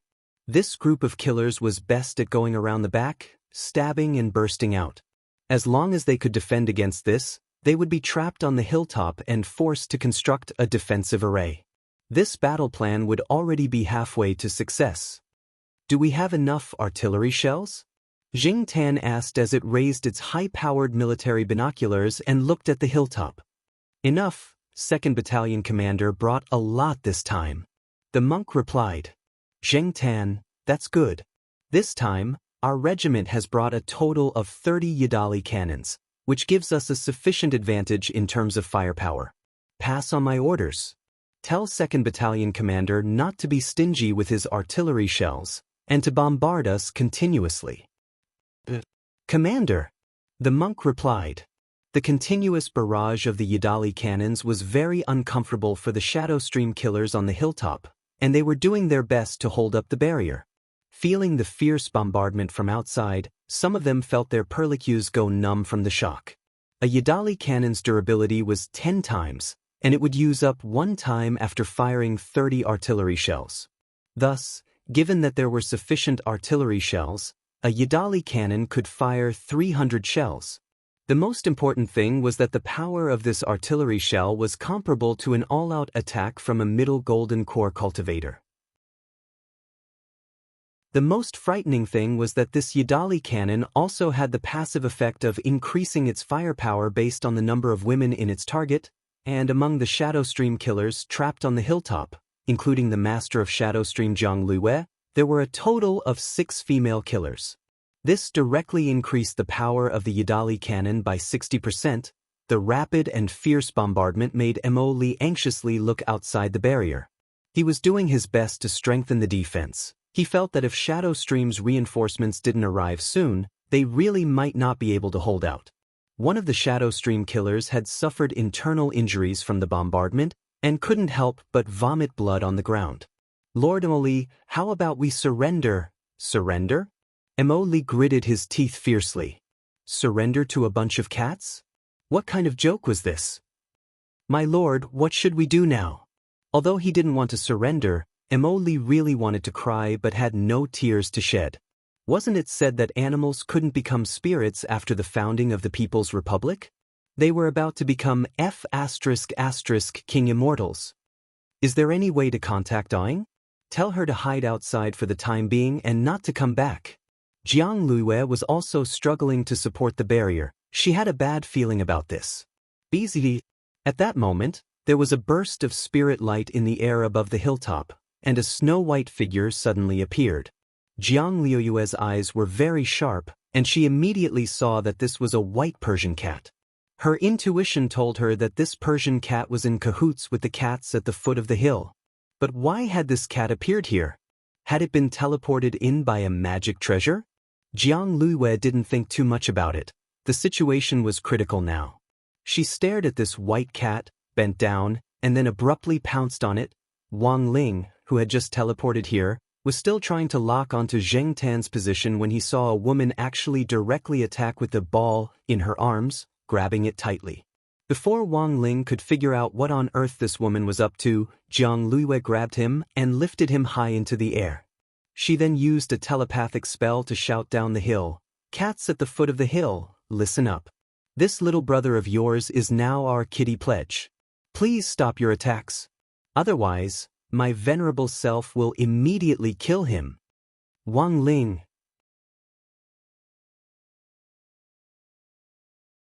Chapter 171. Because of Jiang Luiyue's threat, the bombardment stopped. Didn't I say everyone stay in position and attack with artillery fire? Who ran to the top of the mountain for me? Zheng Tan had never expected that there would actually be a flaw in its plan here. Grabbing its binoculars, the lens quickly swept toward the top of the mountain. Let me see which bastard it is. Then, Zheng Tan saw the snow-white figure in the woman's arms at the top of the mountain. Meow. Immortal meow? This time, Zheng Tan was dumbfounded. When Wang Ling had been caught by Jiang Luiyue, he had still been trying to sense Zheng Tan's aura. In the end, he discovered that clever Zheng Tan was still cowering at the foot of the mountain, and he instantly breathed a sigh of relief. At the same time, he marveled at Zheng Tan's command. Commanding tens of thousands of cats in battle, Zheng Tan had actually managed to achieve 0 casualties. Not only that, This group of Shadow Stream killers had been forced to cower at the top of the mountain by Zheng Tan's independent regiment's Yadali cannon, and didn't dare come down at all. Wang Ling realized that he had been worried for nothing. Zheng Tan had grown much faster than he had imagined. Turning his head to look at the woman holding him to her chest, Wang Ling knew that this was the legendary master of Shadow Stream. But the strange thing was that Wang Ling felt that the other party's aura was very weak. Because according to the rumors, the real master of Shadow Stream should be at the soul formation stage at the very least. With this question in mind, Wang Ling opened his heavenly eye. As he had expected, this master of Shadow Stream wasn't real, or rather, it wasn't the original body at all. It was just a clone created from spirit power clay. Compared with Wang Ling's great separation spell, the clone created from spirit power clay had a more stable material structure, and there was no need to worry about the clone disappearing. But the disadvantage was that this clone could only be absorbed when it was close to the original body. If the clone was damaged while it was outside, the realm of the original body would also be affected. No wonder this woman had been trapped on the top of the mountain and didn't dare come down. If this was the master of Shadow Stream's original body, Zheng Tan's Yadali cannon might not have been able to do anything to the other party. This was a rather treacherous woman. In order to keep her original body from being exposed, she had actually made this insurance. It could only be said that as the real master of Shadow Stream, Jiang Lue was more cautious than most people thought. Even so, there was one thing that Jiang Lue couldn't guard against. That was Wang Ling's appearance. This bunch of damn cats, when my Shadow Stream reinforcements arrive, you'll all die. Jiang Lue said coldly in a low voice as she clutched Wang Ling tightly. Wang Ling gazed indifferently at Jiang Lue. Although Jiang Lue was holding him very tightly, it didn't really hurt. His posture was a little strange because the two balls behind him were leaning against the sofa. Of course, Wang Ling wasn't that wretched. This kind of voluptuous type had never been his cup of tea.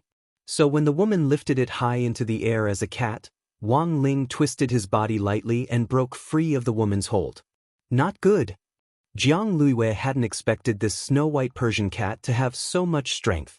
She hurriedly reached out to grab it, but her outstretched hand only brushed against Wang Ling's smooth cat tail. Then, she watched helplessly as this Persian cat floated in the air and stared at her condescendingly. Jiang Lue finally realized that this cat wasn't simple. Sure enough, to suddenly appear on this mountaintop, did he rely on some magic treasure to teleport here? Who on earth are you? She also looked at Wang Ling. Afterwards, what responded to her was a powerful spiritual pressure that poured down like a flood. Jiang Liuyue's eyes flashed with a strange light when she saw this white Persian cat. It wasn't just her. All the Shadow Stream killers on the mountaintop couldn't move. Whether it was Jiang Lue or Mo Li, they all felt as if their blood had frozen and their bodies were stiff, unable to move. The frozen Shadow Stream killers all had frightened expressions on their faces. In this state, they couldn't cast any spells at all, and at that moment, the barriers that had blocked the artillery fire had all collapsed. Wang Ling looked down the mountain at Zheng Tan, who was holding its binoculars and waiting for his instructions. Wang Ling nodded from a distance. In the next moment, Zheng Tan roared several times as it opened fire. Boom, boom, boom, boom. The entire mountaintop was instantly filled with rising mushroom clouds. This series of explosions lasted a full 5 minutes before they stopped.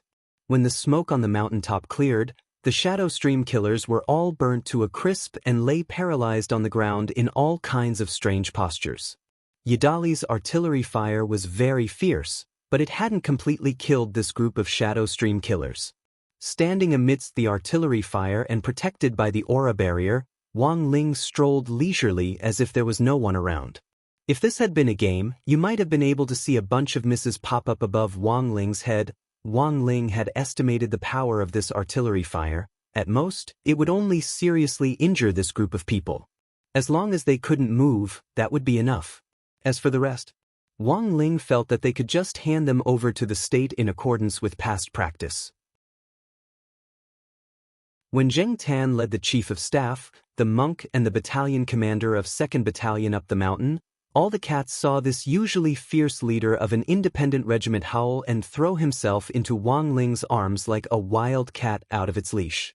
The monk covered its cat face with one hand, suddenly feeling a little ashamed. "You have to be reserved, regiment commander." Wang Ling. This was Zheng Tan's second time seeing a cat, and its excitement was self-evident. After stabilizing its emotions, Zheng Tan finally regained its composure and instructed the cats behind it, "You guys, search them for me." The entrance to Shadow Stream's headquarters was in a well cover at the top of the mountain, which was relatively well hidden. But now that no one from Shadow Stream on the top of the mountain was able to move, the cats of the independent regiment moved without the slightest resistance. Wang Ling looked around and confirmed that all the Shadow Stream killers had fallen. Jiang Liuyue's clay clone had been blown to pieces, and only half a face was left. It was just that half of the face was also scorched. She looked at Wang Ling with hatred in her eyes, so hateful that she could actually still speak. "Who on earth are you?" Wang Ling didn't say anything, and only probed her with his spiritual senses. He wanted to use the memory retrieval spell to search Jiang Liyue and see if he could extract any valuable information. Unfortunately, however, he found that Jiang Liyue's mind was completely blank. Sure enough, he still had to find the original body. The memory retrieval spell had no effect on the clay clone. Since there wasn't any useful information, this clay clone was of no value to Wang Ling. Wang Ling opened his eyes, which shone with spirit light. Without saying anything else, he directly blew up the remaining half of the woman's face. At the same time, in a completely sealed basement in Jinghua City.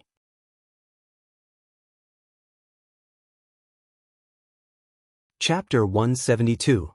In the secret underground room, Jiang Liyue clutched her chest as she struggled to adjust her breathing and rhythm, gritting her teeth in pain. The pain from the backlash from the destruction of the clay clone had inflicted unprecedented damage on her body. Her face was green and red from the pain, and she had even bitten her lip until it bled. At the same time, she endured the pain and cast a spirit talisman. Hurry up and recover." This was the life talisman, which had once been linked to Jiang Luiying's soul, and could share her location after being cast. Jiang Liyue had been controlling her clay clone earlier, and hadn't had the time to use this life talisman to contact Jiang Luiying. She hoped that Jiang Luiying wouldn't go near Shadow Stream's headquarters, which had already been taken over by a large group of cats, but the life talisman floated in the air, and there was no response for a long time. The master of Shadow Stream pounded the ground in resentment. It was already too late. The monk and a group of cats rummaged through Shadow Stream's headquarters for a long time, and only seized some immortal elixirs and spirit medicines as well as one-time-use magic treasures. These magic treasures were used by Shadow Stream killers for assassination missions, and actually weren't of much use to a cat group like the Independent Regiment, which relied on direct firepower output. Apart from this, there were boxes upon boxes of money. There were stacks upon stacks of 100 yuan bills in the boxes, and there were dozens of them. There were also some gold bricks and antiques. The monk made a rough estimate. If these things were converted into HNY, they would be worth at least several billion. Wang Ling was deeply shocked by such an enormous amount of money. He felt that this was definitely the master of Shadow Stream's bad taste. From a cultivator's point of view, they often viewed worldly money as worthless. In Huaxiao Nation, HNY was still the most common currency, and anything could be bought in HNY. However, for cultivators, HNY was generally used for daily necessities. If they wanted to buy a magic treasure, they would usually trade it in elixirs or magic treasures of equivalent value, which was more intuitive and easier to understand. Otherwise, it would be very troublesome to count millions or even tens of millions of dollars worth of money. Oh, by the way, it was worth mentioning that Father Wang had bought the Chanel brand magic sword for Wang Ling back then with gritted teeth and 3 million yuan on his back. In order to count these coins, the salesperson at the flagship store of Chanel's Legend of the Sword and Fairy spent a full 3 hours. In the end, this immortal sword hadn't even warmed up in Wang Ling's hands when he broke it with a crack. "Commander, we're rich." The monk's face was full of excitement as it reported what it had seized to Zheng Tan. "Alright, keep these things properly. From now on, all the cats in our independent regiment will be able to drink big bowls of milk and eat big mouthfuls of fish. Zheng Tan put its hands on its hips proudly. But guild leader, there's something that looks very strange. As the monk spoke, he ordered the cats behind him to carry a stone box over. The stone box wasn't big, but it was quite heavy. 2 foundation establishment stage cats could barely lift it. When the stone box was placed on the ground, it was obvious that the loose soil on the ground immediately sunk in. The monk stared at the stone box and said, "This thing was found in the innermost room of Shadowstream's headquarters. It looks a little like an antique. Guild leader, do you know what it is?" Wang Ling and Zheng Tan's gazes were focused on the stone box. It was squarish with curved corners and had neat patterns on all 4 sides. It looked like a work of art. The reason why it had attracted the attention of the monk and the other staff officer cats was that they could smell the faint scent of blood on the stone box. "This thing has obviously been stained with blood, but I don't know what it is." Staring at the stone box, Zheng Tan frowned and turned its gaze to Wang Ling. "Immortal Meow, what do you think?" Wang Ling's pupils shone slightly as he scanned the entire stone box with his gaze. In the end, he was astonished to find that the inside of the stone box was hollow. It was actually a template. And from its shape, it looked very much like a mask. At that moment, the stone ghost mask flashed through Wang Ling's mind. He somehow felt that the pattern on the outside of the stone box had the same wonderful effect as the stone ghost mask. In the end, Wang Ling put the stone box away. He felt that this thing should be able to provide grenade-throwing senior immortal with a lot of new clues about the stone ghost mask. Of course, the cats in the independent regiment naturally wouldn't have any objections to Wang Ling taking the stone box away. This was Immortal Meow. Even if Immortal Meow wanted to hand over all the supplies they had seized, they wouldn't have any objections. In fact, it was just that Wang Ling wasn't interested in these supplies. Furthermore, it was really hard for Wang Ling to imagine that the Grand Shadowstream headquarters actually didn't even have a bag of crispy noodle snacks. Sure enough, this bunch of people who didn't eat crispy noodle snacks had no love. They didn't even have crispy noodle snacks. No wonder they were labeled a terrorist organization. Zheng Tan and the others would be responsible for dealing with the Shadowstream killers who had already been blasted into charcoal on the ground, so Wang Ling didn't need to worry at all. This group of people had now completely lost the ability to fight, and probably wouldn't wake up for a while. But before he left, Wang Ling cast a spell at the entrance to Shadowstream's headquarters. It was a simple teleportation array that directly connected to Songhai First Prison. After that, Zheng Tan swiftly withdrew with a full load of supplies and the cat soldiers around it. Not long after they left the headquarters on the top of the mountain, a proud girl wearing a cap and a mask swiftly approached the top of the mountain. But when she was halfway up the mountain, she suddenly felt that something was a little strange. She hadn't seen a single person along the way, and somehow felt that Shadowstream's command center was especially quiet today. Mo Li clearly told someone that Big Sister was looking for me, so why isn't there anyone here now? The girl felt very strange, but she had no other way to contact Jiang Luiyue. When she had escaped from the prison, she had accidentally lost the life talisman. It had probably been washed away in the sewers. The only way now was to go up to the top of the mountain and take a look. Maybe Big Sister was in a meeting. With this thought in mind, the girl continued to climb the mountain. But the closer she got to the top, the stranger her expression became. She smelled gunpowder smoke. Big Sister. Jiang Luing gritted her teeth anxiously and rushed to the top of the mountain in a few quick strides. She quickly found the entrance to the headquarters, opened the manhole cover, and jumped down. It was at that moment that the girl finally realized that she had fallen into a trap. But it was already too late. With a burst of glazed light, the girl felt herself enter a space tunnel. After jumping for a while, she fell into a black hole. When the light around her dissipated, the girl had already appeared on a brand new map.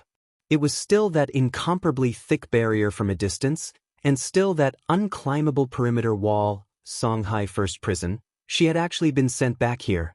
At that moment, Jiang Luing felt a trace of despair.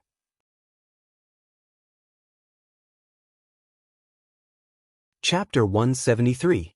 All along, whether inside or outside the circle, everyone had mixed opinions about this young and promising Adjoa of the Alliance of 100 Schools General Administration. Some people thought that Adjoa had indeed relied on his own strength to get where he was, while others thought that he had used his connections and opened a back door. In fact, only Adjoa himself knew the situation best. Not only had he won without doing anything, he had done so in a baffling way. This time, Adjoa had been summoned to the prison by Secretary Sun Dukong and had watched helplessly as that killer maiden had escaped from prison.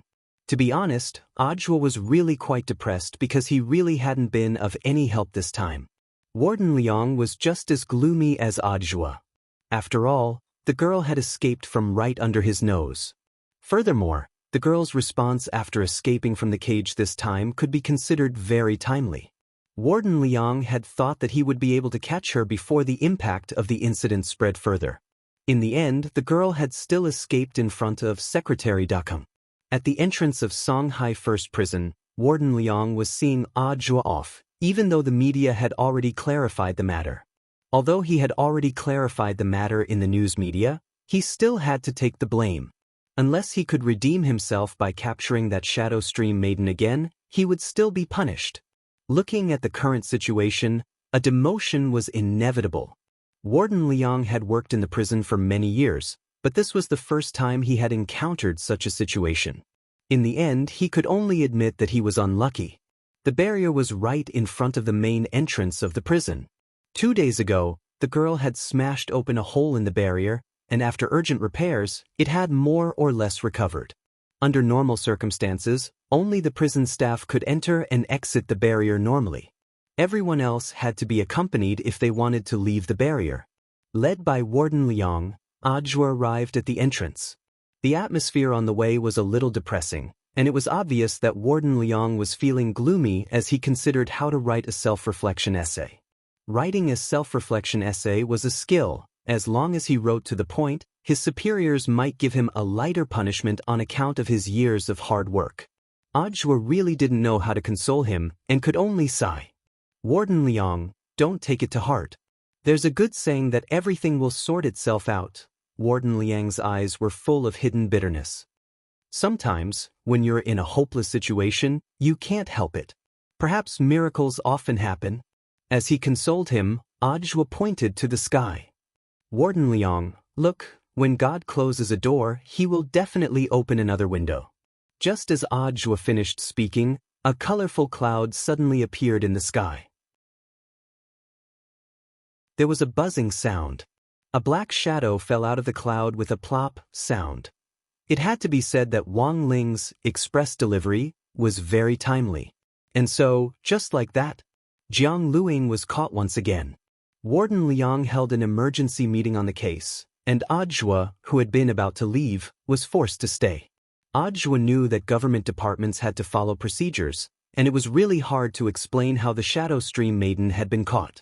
Because this guy had indeed suddenly fallen out of thin air in front of them. Furthermore, he had been pointing at the sky at the time of the incident, which had been seen by the prison guards accompanying him nearby. The meeting was quiet. Everyone was waiting for Warden Liang to report on the case.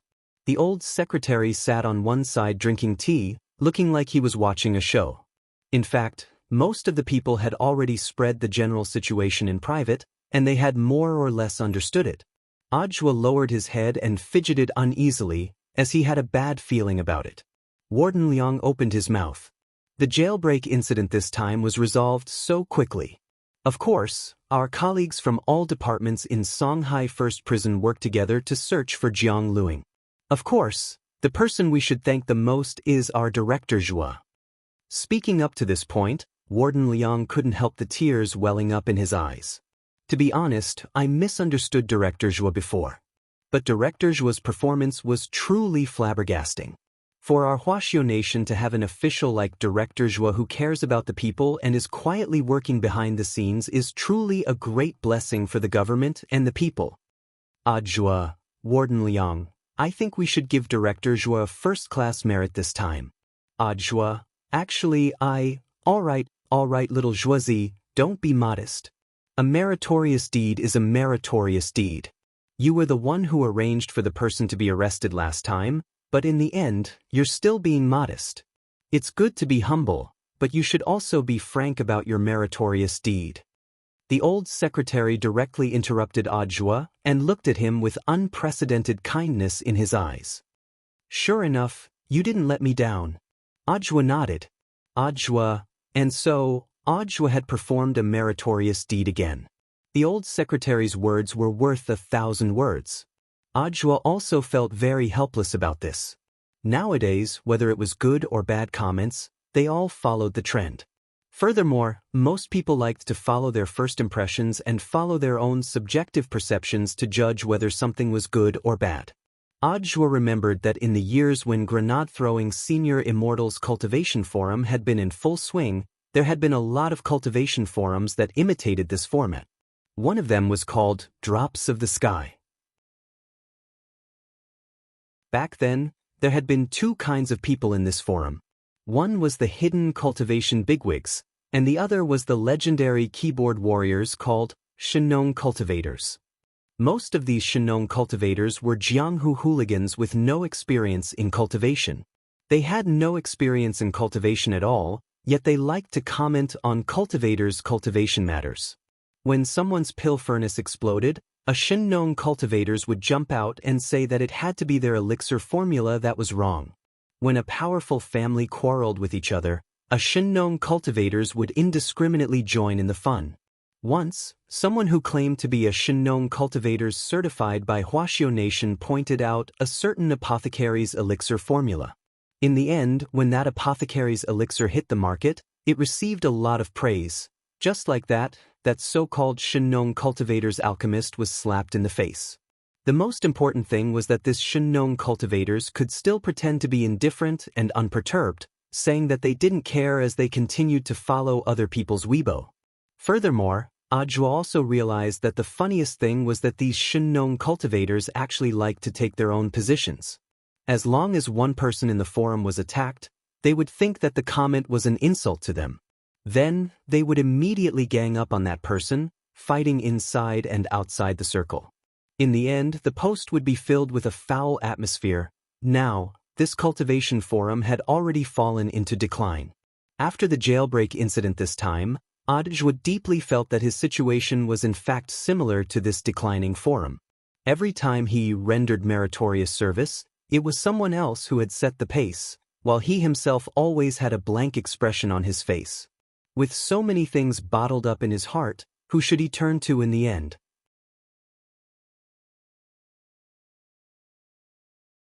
Chapter 174. The independent regiment's preemptive, large-scale anti-terrorist operation this time had ended in Shadow Stream's crushing defeat, with 0 casualties among the local cat regiments. Wang Ling's light armor talisman had played a considerable role in this, since many of the Shadow Stream killers who had come to reinforce them had suffered the backlash of the talisman and died like dogs.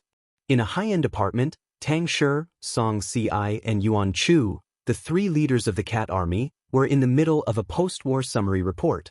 Thanks to the prompt handling of this matter, the active response of all divisions and exploration teams as well as the local stray cat troops, as well as Immortal Meow's help behind the scenes, Zheng Tan's decapitation operation this time had been a great success. But in terms of discipline, Zheng Tan had definitely violated the rules. Whether it should be punished or not was actually a very serious question. Tang Shi was at a loss. After all, Zheng Tan was a cat it had brought along. It pushed up its glasses and looked at Song Ci and Yuan Chu on the side. "What do you think?"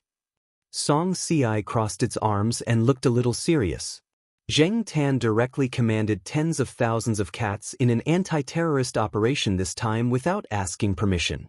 Based on this alone, it wouldn't be too much to deduct all of its future dried fish. But, in terms of tactical effect alone, Zheng Tan's independent regiment dared to attack Shadow Stream's hidden command post with just 1 regiment of troops, and used suppressive firepower to force this group of ruthless killers to go on the defensive. It was truly beautifully done. Furthermore, through this operation, the various combat troops have reaped a great harvest, and the stray cat troops in various places have unwittingly joined forces.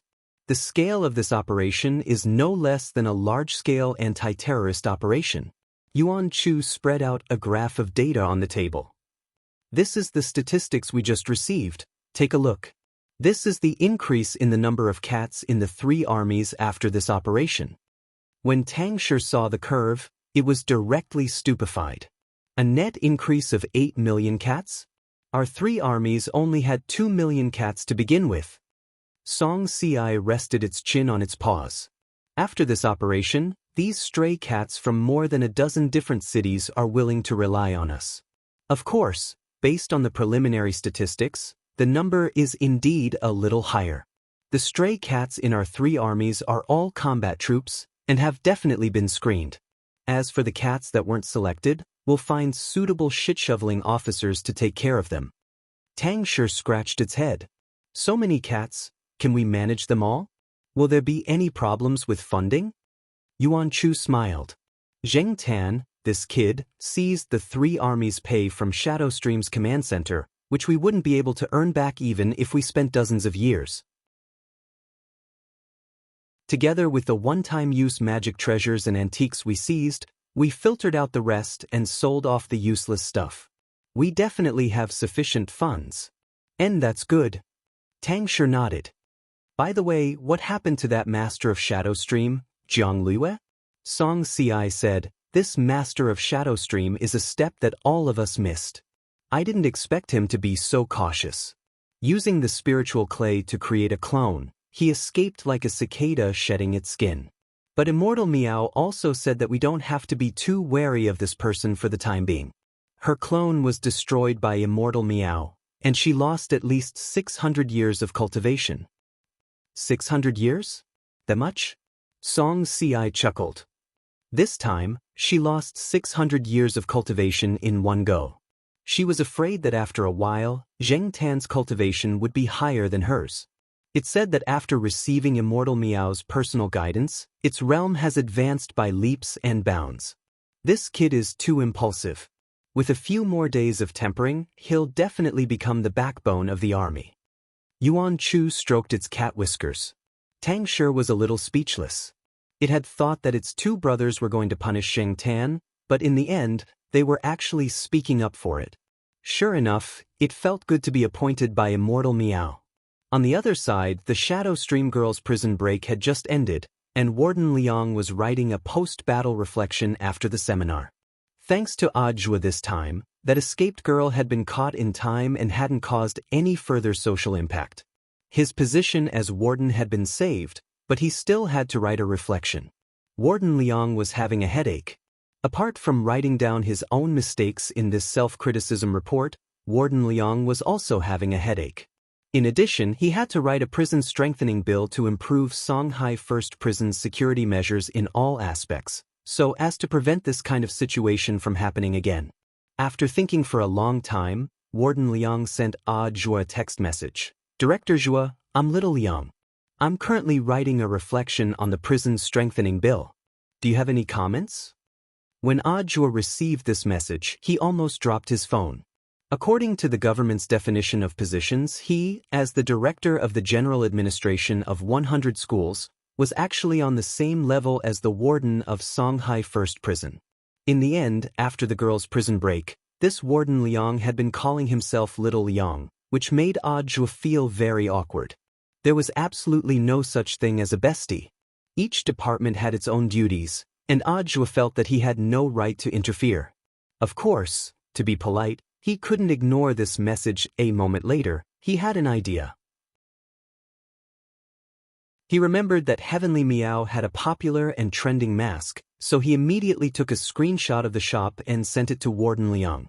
When Warden Liang received the screenshot, he was dumbfounded. Director, may I ask what this is? Zhua replied, this is a talkative mask. After you put it on, you'll become a chatterbox. If all the brothers in the prison wear one, they'll be able to work energetically every day, be alert at all times, and never feel sleepy again. Warden Liang. Is this reliable? Who's the boss of this shop? Zhua, Huang Shaon. Warden Liang. On the next Sunday, June 5th, the old man turned on the news, which was full of news about Shadowstream's headquarters being destroyed by artillery fire. All the core gold ribbon killers in Shadowstream's headquarters had been captured. Furthermore, before Wang Ling had left, he had erased all their memories of the cat group. After simple medical treatment, these Shadowstream killers were escorted by several special motorcades to the cultivation police station for interrogation that very night. They gave a very clear account of how the headquarters had been attacked, but unfortunately, no one could remember who had done it. The hostess of the news glanced at the script out of the corner of her eye, then reported with a smile, "Experts from the relevant departments say that this is amnesia syndrome caused by the Yadali artillery attack, Wang Ling." Thus, the identity of the people who had attacked Shadowstream's headquarters became an unsolved mystery since the founding of Huaxiao Nation. It wasn't just an unsolved mystery for the country, but also a huge cloud of doubt for the whole world. Some counterterrorism experts even said that Shadowstream had actually been wiped out by aliens. Wang Ling felt that this was only half true, because it wasn't aliens who had wiped out Shadowstream, but cats.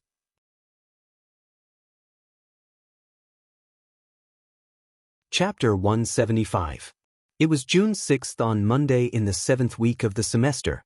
The topic of gossip in Grade 1, Class 3's morning self-study period this morning was naturally the series of events from the Shadowstream girls' escape to her recapture.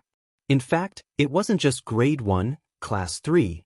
It was likely that all the gossip in the streets and alleys these past few days had revolved around this matter. From the Shadowstream girls' escape to the Shadowstream Command Center being wiped out by a group of unknown people, to the capture of the Shadowstream girl.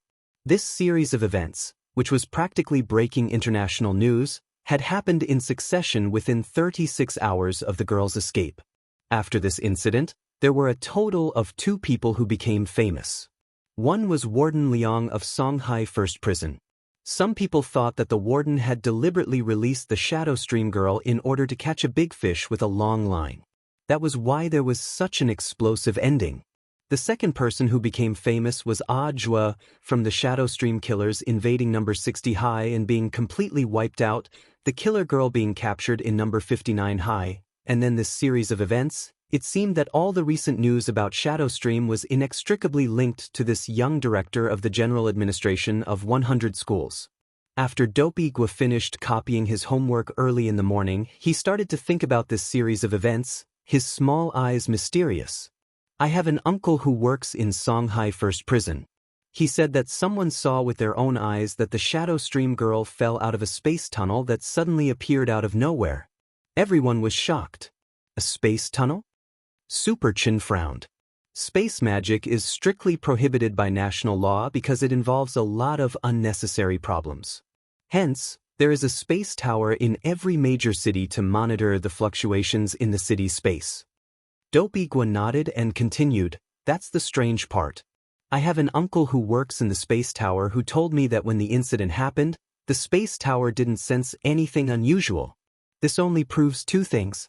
Everyone was curious." "What 2 things?" Master of Dopey scratched his chin. When the space tower was operating normally, there wasn't the slightest fluctuation.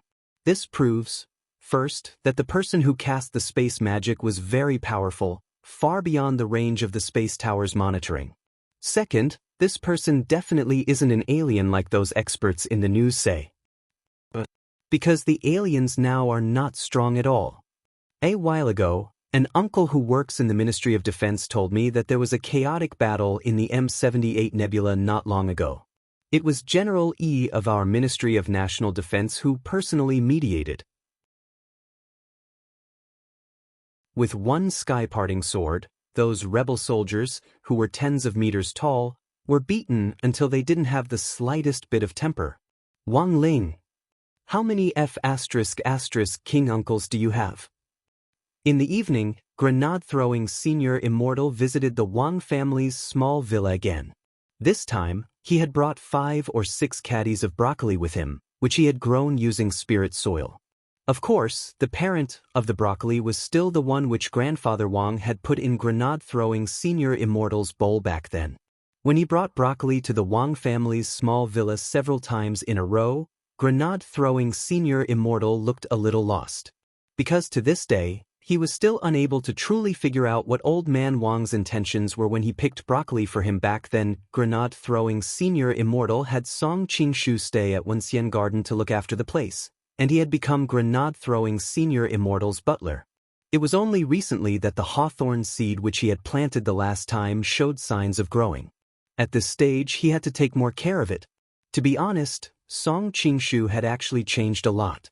Since leaving Immortal Castle, he had become a lot more cheerful. Furthermore, he had sold off all the magic treasures which he had obtained illegally while working at Immortal Castle and invested them in a lot of charity organizations. Although he was still in the observation stage, Grenade-throwing Senior Immortal was a lot less wary of Song Qingshu than when they had first met. What was more, the fighting lion was watching over the villa. After borrowing it from Immortal Toya for 2 days the last time, for some reason, this fighting lion refused to go back no matter what Immortal Toya said. No matter what Immortal Toya did, this fighting lion wouldn't budge even half a step. It just lay lazily at the entrance of Grenade-throwing Senior Immortal's villa, its gaze fixed in one direction. Grenade-throwing Senior Immortal knew that it was in the direction of the Wang family's small villa. This fighting lion was actually looking forward to seeing Wang Ling again. This was a proud creature which would never bow its head to anyone, but in the last few days after Wang Ling had left, it had been looking forward to Wang Ling's reappearance like a young girl in love. Grenade-throwing Senior Immortal felt that Wang Ling was probably the only one who had the power to tame such an unruly creature in such a short period of time. This time, Wang Ling had come to the Wang family's small villa specifically to look for him. So after greeting the great seniors downstairs with the broccoli in hand, Grenade-throwing Senior Immortal didn't stand on ceremony and directly went upstairs to Wang Ling's bedroom to look for him. "Brother Ling, you're looking for me?" Grenade-throwing Senior Immortal pushed open the door and saw 2 muscular brothers earnestly helping Wang Ling with his homework at the desk.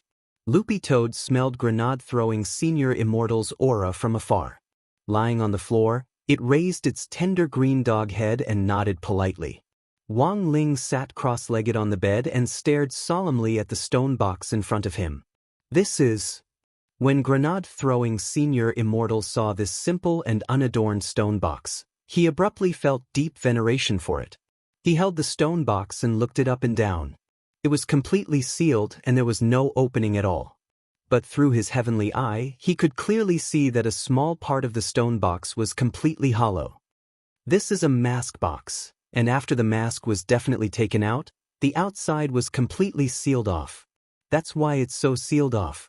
Grenade-throwing Senior Immortal held the stone box and scanned it carefully. The pattern and the faint but familiar smell of blood.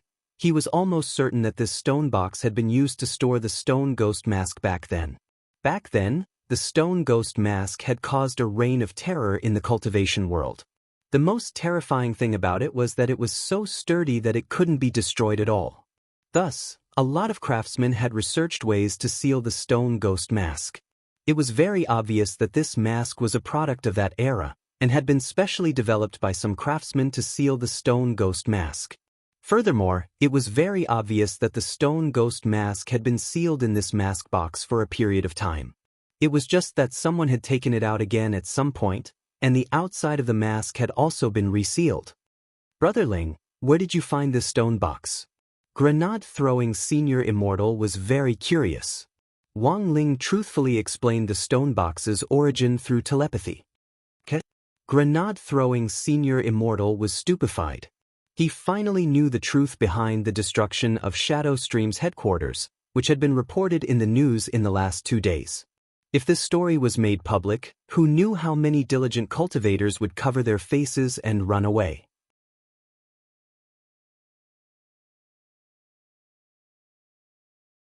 Chapter 176. The appearance of the stone box had indeed given Grenade-throwing Senior Immortal a lot of inspiration. As for why the stone box had ended up in the hands of this group of Shadow Stream killers, after careful consideration, it wasn't hard to explain. After all, the stone ghost mask was something that opportunists who wanted to gain great power in a short period of time would scramble to get their hands on. It wasn't just Immortal Castle who was looking for it. The dark forces in these circles were also investigating it. This wasn't strange at all. The truth was that with the annihilation of Shadowstream's headquarters this time, an internationally renowned killer organization might never have a chance to rise again. This was also a wake-up call for those dark forces who had been lurking in the dark in Huaxiao Nation. It was true that they had a guilty conscience. From the Shadowstream incident, these dark forces could clearly sense that there was an expert in Huaxiao Nation whom they couldn't reach or detect. Even the Space Pagoda was unable to accurately detect the fluctuations of his space magic. This was really too strange. After that, grenade-throwing Senior Immortal left with the mask box. From the very beginning, Wang Ling hadn't wanted to get involved in this matter, and it was best to leave it to grenade-throwing. Before he left, grenade-throwing Senior Immortal received a compliment from Grandfather Wang, who sincerely praised the broccoli he had grown. Then, from the window on the second floor, Wang Ling saw this idiot scamper away with a face full of excitement, as if he had been awarded a little red flower by a kindergarten teacher. Grenade-throwing Senior Immortal left the villa and went to Midnight Dining Hall. Before midnight, the shabby little store that looked somewhat coquettish was still in its miserable state of being in a dilapidated and deserted state as usual. Boss Tan was still wiping the dishes inside. When he saw grenade-throwing Senior Immortal, he was dazed for a moment before he raised his eyes slightly. "Yo, you're here for noodles again?" To be honest, grenade-throwing Senior Immortal had always thought that Boss Tan's beef noodles were pretty average. But today he had come with a question. Since he was already here, it didn't seem right to start asking questions without ordering something. Grenade-throwing Senior Immortal pondered for a moment before asking, "Do you have any other dishes?" "Yes, I recently learned a new dish from my Shifu, horsetail antler pine jelly soup. Are you interested? The ingredients are all imported from abroad, so it's a little expensive. But the taste is definitely better than the ones made by my master using domestic ingredients." The boss thought for a while and replied. Grenade-throwing Senior Immortal was blank. Aren't horsetail antler and pine stinger domestic ingredients?" Boss Tan spread his hands. "It used to be, but Australia applied ahead of time to make a soup made from these two ingredients as a cultural heritage, just as shameless as Nanhan. Everything belongs to other countries." Grenade-throwing Senior Immortal, "Then give me one. Anyway, if it didn't taste good, he wouldn't pay." "Tell me, why are you looking for me?" Boss Tan looked up at grenade-throwing Senior Immortal. Unfamiliar the first time, familiar the second time. He had seen this pattern of ordering food and asking questions many times. Grenade-throwing Senior Immortal didn't hide it anymore. With a flash of spirit light, that mask box appeared on the table with a duong sound. "Boss, have you seen this before?" Boss Tan didn't say anything, and just lowered his head to concentrate on processing the ingredients in his hands. He cut the horsetail antler into small pieces and the transparent pine stinger into thin shreds. After washing them in a strainer, he poured them into a clay pot, added some spices, and covered it with a lid. After doing all this, Boss Tan raised his head and stared at grenade-throwing Senior Immortal. "Mind if I smoke?" Grenade-throwing Senior Immortal shook his head, but secretly used spirit energy to control his nose hair and adjust it to filter mode. No one would have thought that this great death-courting senior didn't smoke. Furthermore, he had developed a small spell to control his nose hair himself, which could effectively prevent the harm of secondhand smoke. Boss Tan took a drag on his cigarette. "To tell you the truth, this box was indeed made by a friend of mine." Grenade-throwing Senior Immortal's eyes instantly lit up. This was very important information. It was only recently that Boss Tan had started to care about the stone ghost mask. Although he had already chosen to retire, it was undeniable that the mask he and that little girl had made back then was causing a lot of instability in this world. Both the government and the light forces wanted to find the two masks and seal them, while the dark forces wanted to rely on the stone ghost mask to suddenly rise to prominence. It took a lot of effort to make this thing back then. Boss Tan sighed faintly. "But I'm very sorry to tell you that the maker of this stone box has already passed away." Grenade-throwing Senior Immortal's eyes darkened. He really wanted to ask how on earth this person had died, but he felt that it would be a little rude to do so. Also, it wouldn't be very polite. He knew that this boss Tan's identity definitely wasn't simple. That aura on him came and went. Most likely, this was also a great senior on a level that grenade-throwing senior Immortal couldn't touch. Of course, this was just speculation. But grenade-throwing senior Immortal was inexplicably confident in himself. His sixth sense had always been very accurate. Boss Tan stared at the stone box for a long time. It was obvious that he didn't want to reveal the reason for his friend's passing. He was silent, but still gave grenade-throwing senior Immortal a warning. I advise you to give up on tracking him down. If this goes on, it won't be good for you or that songwriting genius friend of yours. That's not something you can touch. Boss Tan touched the knife scar on the right side of his face. Do you see this knife scar? Grenade-throwing senior Immortal frowned. Boss, does this injury look like it was caused by a magic weapon? It's easy to get started, but it's hard to get out. Sometimes, if you sink too deep into this muddy water, it's very hard to pull yourself out. Boss Tan said, I got this knife scar when I left the sect back then. At the time, the sect had just experienced a chaotic battle, and I got this knife scar during that chaotic battle. Speaking up to this point, Boss Tan felt a stabbing pain in his heart. This is a wound caused by a holy weapon. Given my realm at the time, even if my body was healed, I wouldn't be able to heal this knife scar. I've looked for a lot of beauty agencies over the years, but they were all useless. Back then, this old man was also a sect beauty. There were so many sect beauties waiting for me, and I walked the path of an idol. I also relied on my face to make a living. Grenade-throwing senior Immortal? Grenade-throwing senior Immortal? Was this a knife wound? Oh, that's not it. Boss Tan shook his head like a rattle. When I was running away from the sect, I accidentally tripped and fell.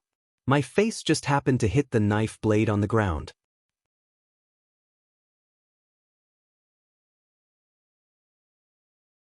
Chapter 177. The destruction of Shadow Stream had in fact affected a lot of people. Ever since I used Death and Oz was diagnosis as a vegetable, the lady of the castle seemed to have settled down in her office in that big building in the heart of the city. With major incidents happening one after another in Immortal Castle, she had too many things to deal with.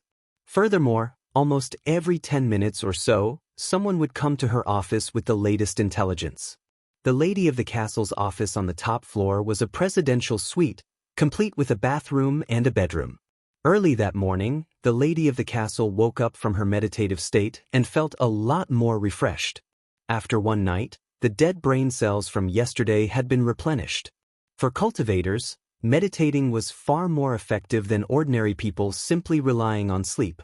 When she opened the bedroom door, the documents on the desk had already piled up into a small mountain. There was a lot of information on the impact of Shadow Stream's destruction on Immortal Castle. After all, Immortal Castle and Shadow Stream had had a lot of private dealings over the years. Shadow Stream's sudden destruction naturally had an impact on Immortal Castle. But this wasn't the most important factor. After all, Immortal Castle and Shadow Stream were only partners, not dependent on each other. After searching through the large pile of information that had been delivered early in the morning for a while, the lady finally found a piece of intelligence that interested her. It was information on the investigation of the family in the small villa in the suburbs on East Huang Road. The life signals of the two Immortal Castle cultivators whom the lady of the castle had sent out earlier had been cut off after they had entered the villa. After that day, the lady of the castle had started to have intelligence personnel investigate this family. She started reading from the beginning, word by word, for fear that she would miss some important clue. Unfortunately, the results almost made her flip the table. This was an ordinary family to begin with. The female head of the household was a housewife, and the male head was a web novelist. Their son was still in grade 1, and was only a foundation establishment student. There was also an old man in the family who already had one foot in the grave.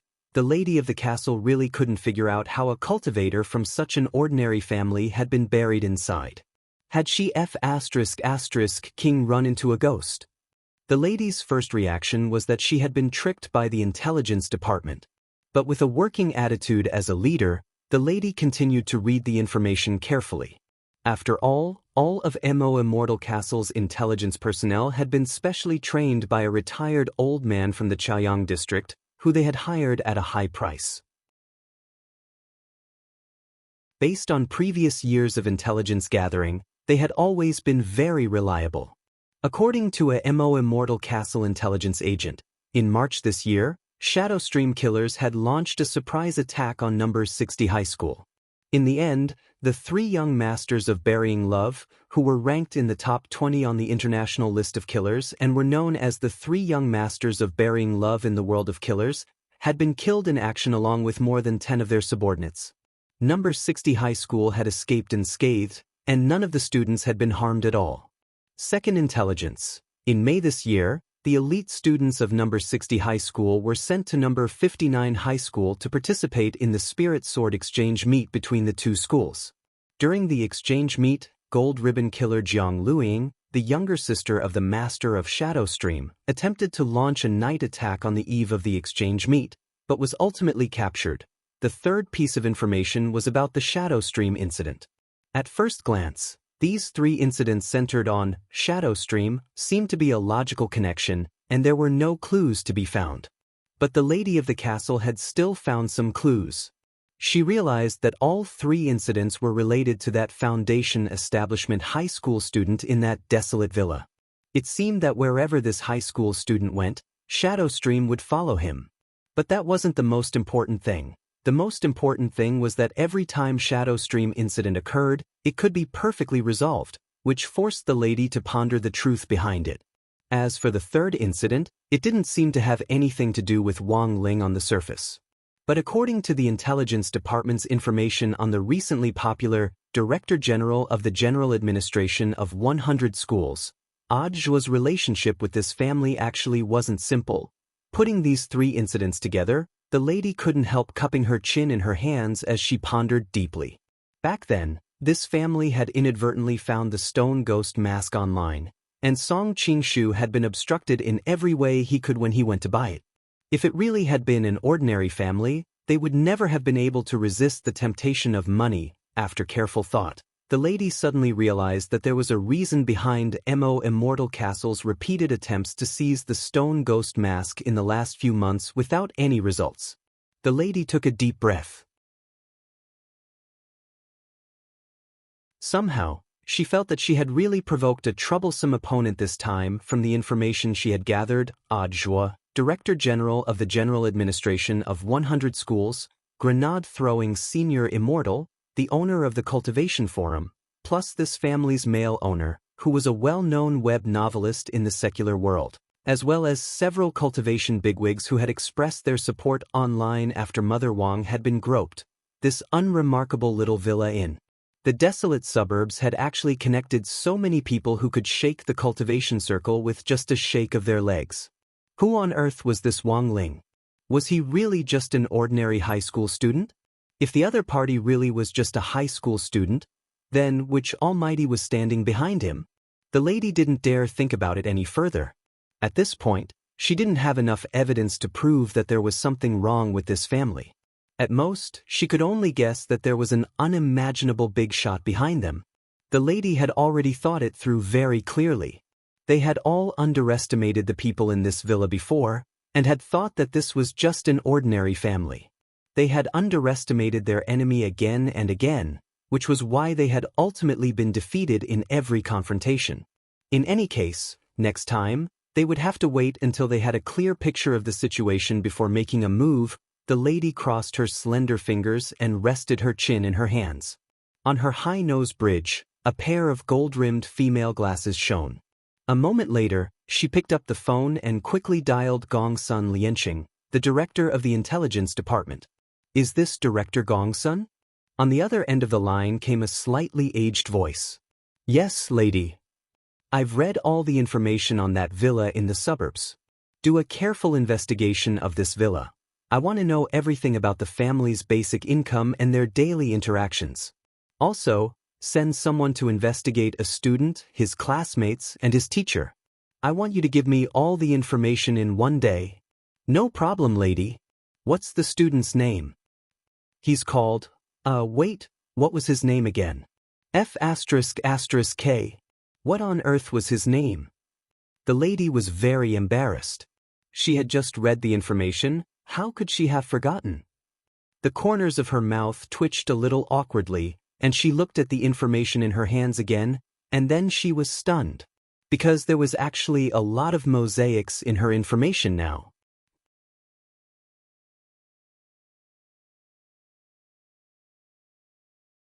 Chapter 178. It was June 7th on Tuesday in the 7th week of the semester. A lot of things had actually happened that night. Wang Ling had upgraded his great shielding spell, and grenade-throwing Senior Immortal and Boss Tan had a long sit-down talk in Midnight Dining Hall.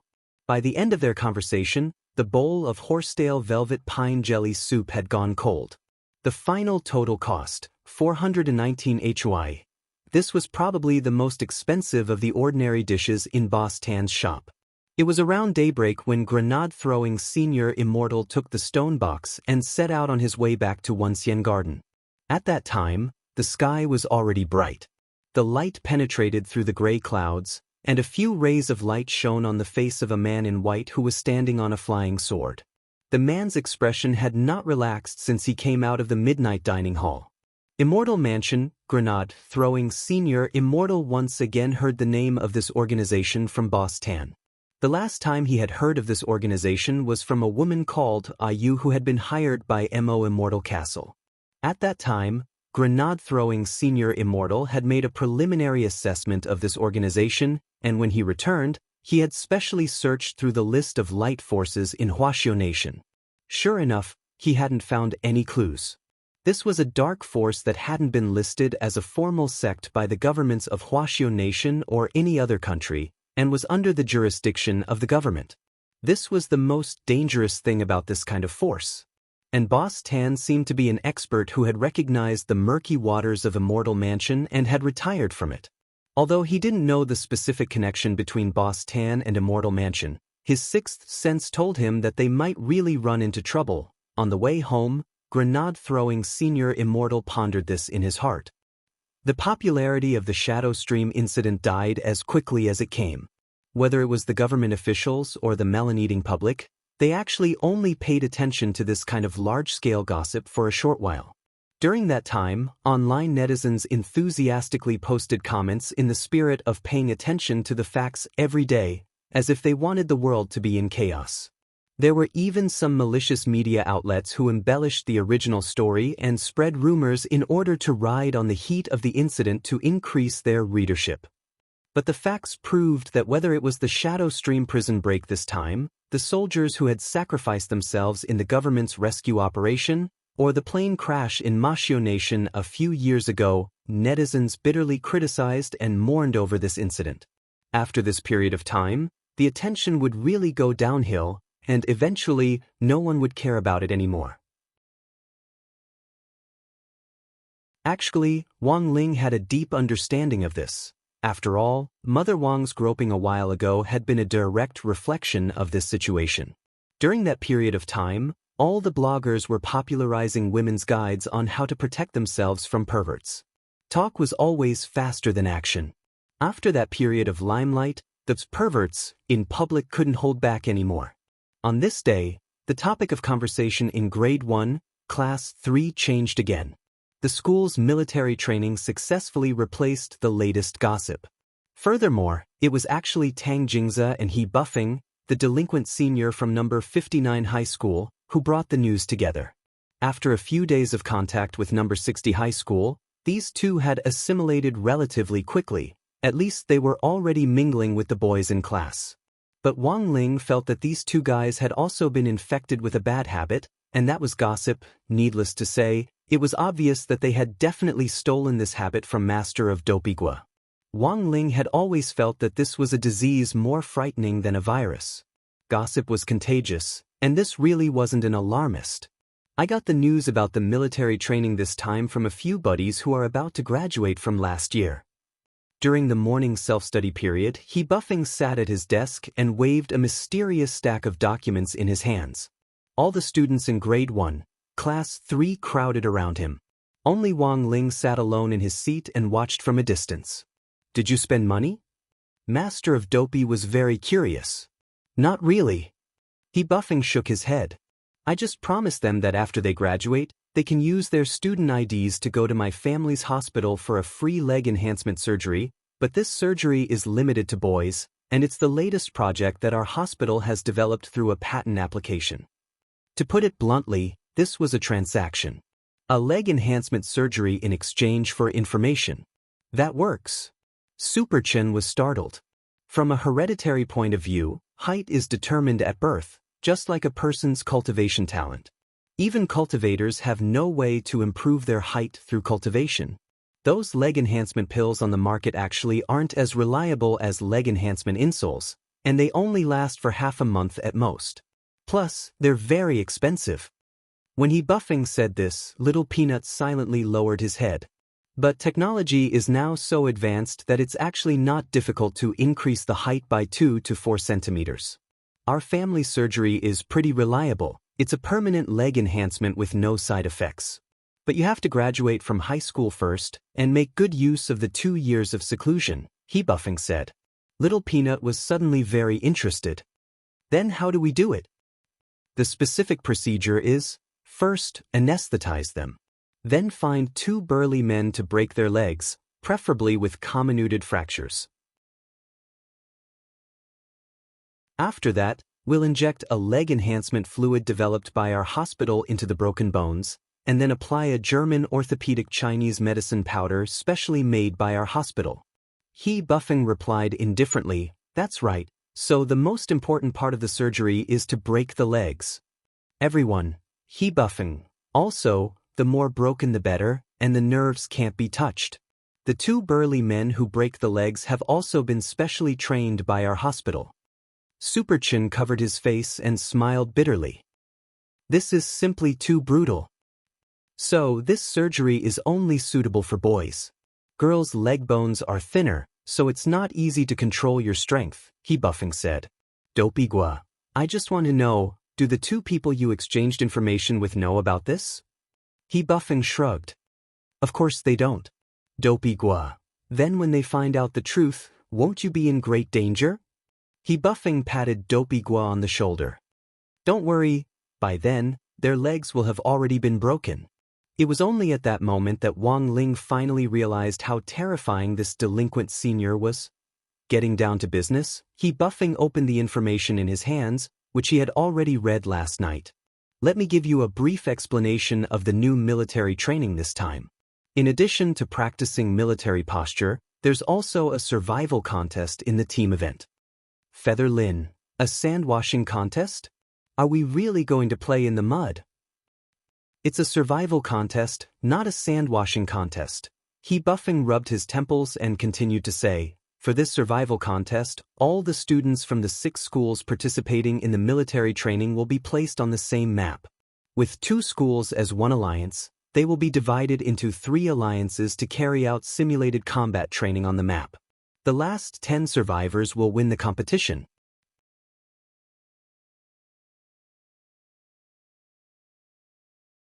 Chapter 179. In previous school military training, there had never been a military drill like this. This time, number 59 high school and number 60 high school, which had gathered all kinds of grievances, were finally going to stand on the same front against the enemy. Although there weren't many people who knew about this, thanks to Tang Jingze and He Buffing, Grade 1, Class 3 was the first to know about this survival contest, and they all looked a little eager to try it out. What are the specific rules? Someone asked He Buffing. The survival contest this time is a little different from the previous Spirit Sword Exchange meet. Secondly, after entering the map, everyone will be empty-handed. Spirit swords and all magic treasures are forbidden. What we need to do is to collect magic treasures that are randomly distributed on the map, and then defeat people from other schools, He Buffing explained. Of course, whether the magic treasures are good or bad will all depend on luck. Speaking up to this point, Tang Jingze sighed. So compared with the previous Spirit Sword Exchange meet, the actual combat training this time is more of a test of adaptability. Of course, there's also a bit of luck involved. What if someone finds a pair of immortal shoes and then scurries all over the map? Or if they find a high-level immortal sword at the beginning and start a large-scale massacre, even we might not be able to do anything about it. Everyone, then who are our opponents this time? Asked Little Peanut. They're all from Peiyuan District. Prime Elevation High and Reliance Girls High are in one alliance, and Building Materials High and God Vision High are in another alliance, said Tang Jingze. Hearing the names of these high schools, Super Chen's eyes suddenly darkened. Even God Vision is participating. This is the key high school designated for the children of the Shao clan. But Dopigwa shook his head. I actually don't think this God Vision is the key. I have an uncle who works at God Vision High School who told me that the children of the Shao clan are actually just peripheral children. Prime Elevation High School's overall strength isn't much different from ours. Instead, the key is Reliance Girls High and this Building Materials High. Tang Jingze raised his eyebrows. What do you mean? I have an uncle who works as a security guard at Reliance Girls High and a PE teacher at Building Materials High. They told me a bit about it before, Dopigwa said solemnly. Dopigwa said seriously, this Reliance High School's overall level is very high.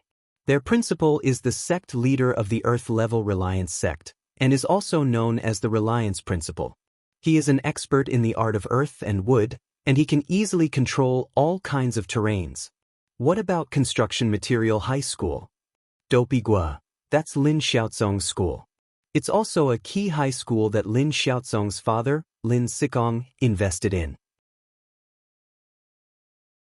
Many members of the Lin family were studying there. The only thing special about them is that they are very rich. When everyone heard this, it suddenly dawned on them. No one might have any impression of Building Materials High School. However, speaking of Lin Xiaozong, this famous rich second generation, it could be said that everyone knew about him. Especially that fish-slaying sword, it could be said to be one of a kind. The most important thing was that this Lin Xiaozong not only had a good family background, but he was also very hardworking. In this year's second mock spirit sword exam, he ranked first overall. And this time, they had to deal with it. It was obvious that Lin Xiaozong would definitely do his best to give them pointers behind the scenes for the sake of his family's disciples' performance in the military training. It could be said that the military training this time was a challenge for both number 59 High School and number 60 High School. Even though both schools had been included in the promotion list of the key high schools in the city. However, whether or not he could level up in the end would depend on this battle. However, Wang Ling wasn't very interested in this competition. On the contrary, when he heard that spirit swords wouldn't be used in the actual combat training this time, he was relieved. He didn't want Jinka to go berserk again. When Wang Ling got home from school in the evening, he found that the pair of big white rabbit slippers at the entrance of the house were gone. Had Lai Mengmeng come? Wang Ling found it a little strange that the slippers had disappeared, because he hadn't sensed Lai Mengmeng's aura. Looking up, he saw a young man sitting on the sofa and chatting with Father Wang over tea. When he entered, Wang Ling could even hear the young man's demonic laughter. The moment Wang Ling saw the young man, his heart instantly went cold, because this person was actually Ajua. Wang Ling couldn't help wanting to roar in his heart.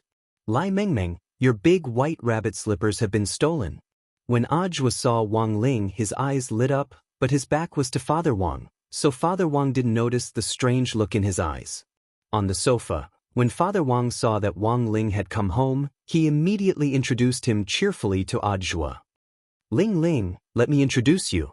This is the fan with the highest number of fans for my new book, and is also your senior, the youngest director of the General Administration of 100 schools. Just a while ago, he personally recaptured that killer who escaped from Songhai First Prison. Wang Ling. Actually, Ajua had wanted to visit the Wang family a long time ago. But he had always had the heart but not the guts. Thus, Ajua thought that he had made ample preparations before coming to visit the Wang family this time. Before coming to the Wang family, Ajua had asked grenade-throwing senior Immortal some questions, such as what his little Shifu liked, what his personality was like, and how to get along with him. Grenade-throwing senior Immortal had actually felt it was very strange when he had asked these questions. As far as he knew, Ajua was Wang Ling's eldest true disciple. Why had this eldest disciple come to ask his Shifu questions instead? This had to be because the relationship between master and disciple wasn't harmonious. Thus, in the spirit of a peacemaker, grenade-throwing senior Immortal had imparted a lot of knowledge about Wang Ling to Ajua. Now, Ajua knew that Wang Ling was a person who liked to keep a low profile. So he usually didn't like to show his face in public. Furthermore, although he was Wang Ling's junior brother on the surface, the truth was that he was a big shot who had hidden himself very deeply. And it wasn't just Wang Ling. The people who had appeared in the Wang family's small villa were all great seniors hidden in the cultivation circle. Now, Wang Ling also knew that he had been betrayed by this grenade-throwing guy. He couldn't help sighing in his heart. Who would have thought that there would actually be a traitor among his few cultivation circle of friends? Wang Ling stared at Ajua without saying anything for a long time, and his head hurt a little. Just as the air was about to freeze, Ajua suddenly said to Father Wang, "Brother Wang, I also brought a gift this time." "Just come, why did you bring a gift?" Father Wang was a little embarrassed. "It's my duty." Ajua took out his storage bag. He had prepared a pack of high-end cigarettes for Father Wang and a bottle of youthful makeup lotion for Mother Wang. Then, he took out a huge broccoli. Holding the broccoli, Ajua felt a little proud in his heart. "I heard that old senior Wang especially likes broccoli. I bought this from a great senior at a high price." Finally, Ajua rummaged around in his storage bag and took out a whole box of crispy noodle snacks of all kinds of different flavors. Wang Ling stared blankly at this box of crispy noodle snacks for a moment. Very good, he would accept this disciple.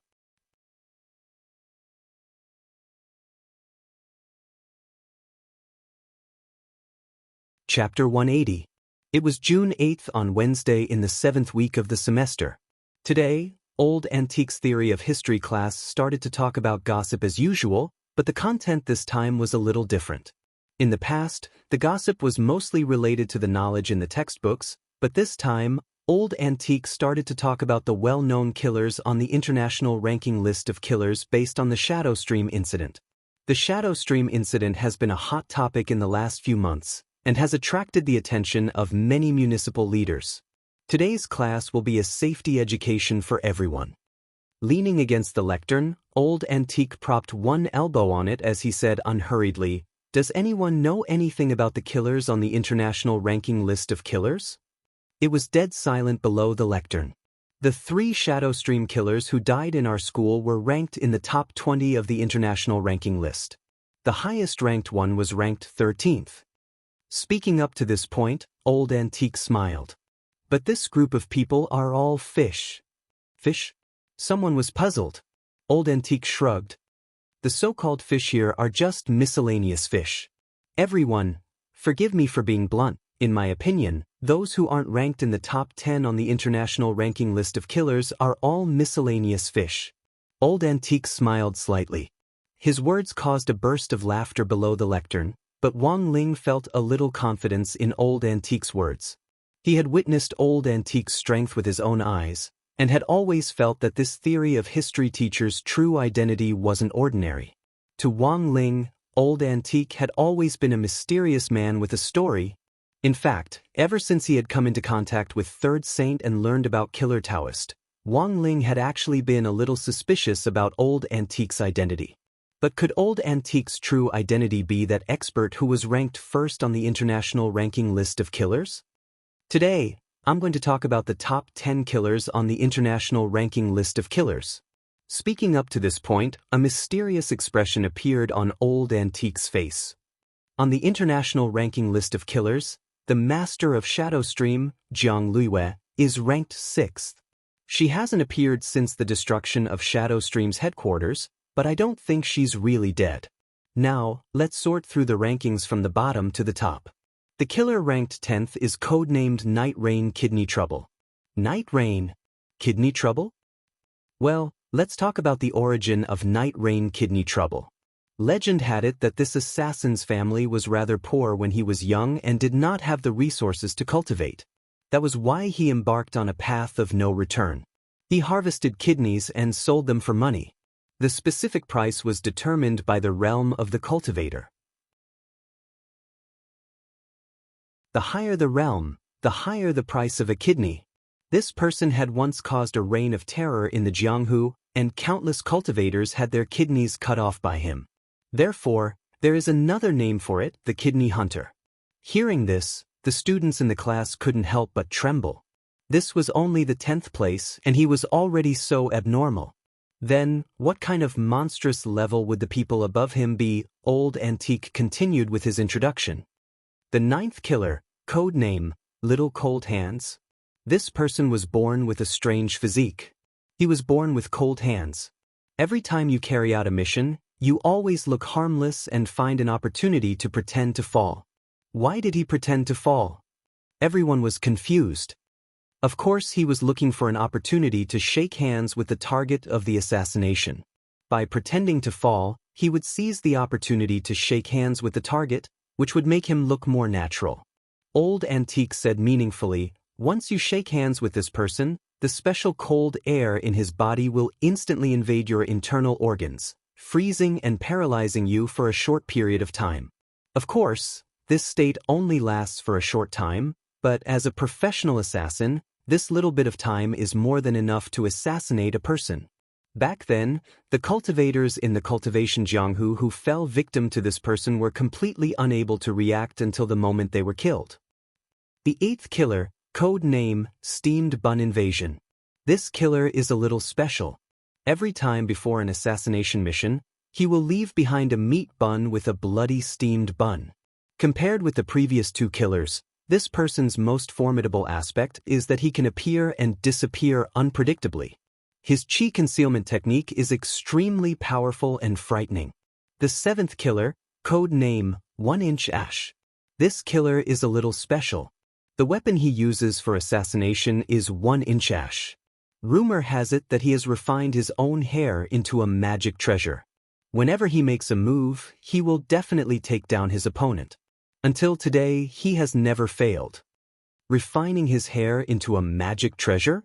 Hearing this, Wang Ling couldn't help frowning.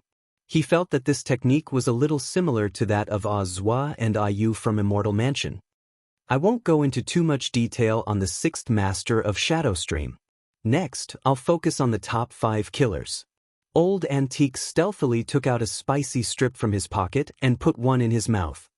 I believe that after the Shadow Stream incident in the last few days, everyone has heard about the 4th and 5th killers from various sources.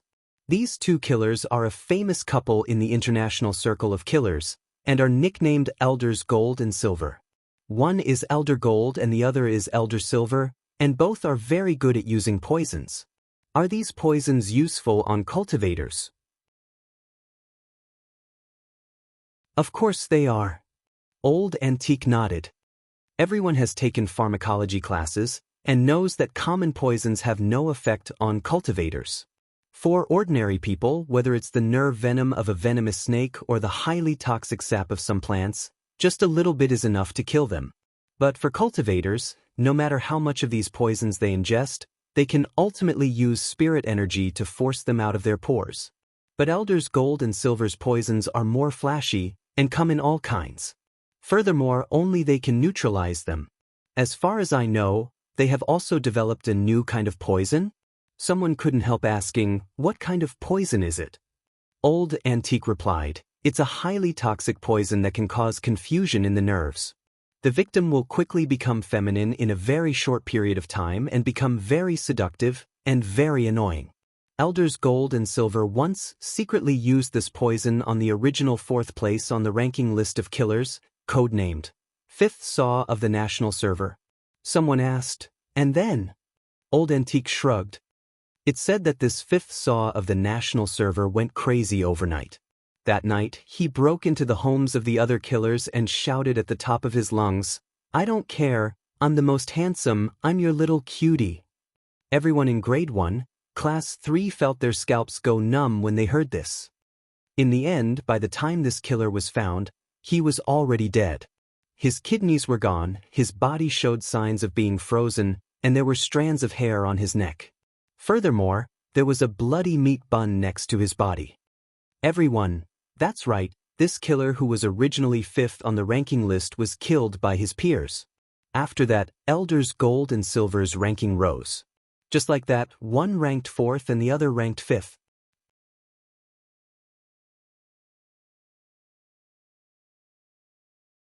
Chapter 181.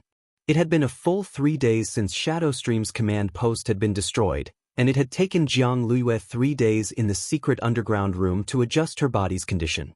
This master of Shadowstream made a preliminary calculation. After this incident, he had already lost at least 600 years of cultivation. Even if that clone made of spirit clay had been completely destroyed, as long as she could retrieve it in the end, she would be able to preserve her realm. Unfortunately, that damn cat hadn't given her any leeway at all, and had directly blown up the clone. The command post had been destroyed, her younger sister had been imprisoned again, and even her assistant Emoli had been arrested and imprisoned. The Shadowstream group, which had shaken the world of killers in the past, no longer existed. At that moment, Jiang Luiyue was a little disheartened. Furthermore, she was well aware that now that Shadowstream had fallen to this state, it was likely that all the killers on the list were doing everything they could to find her whereabouts.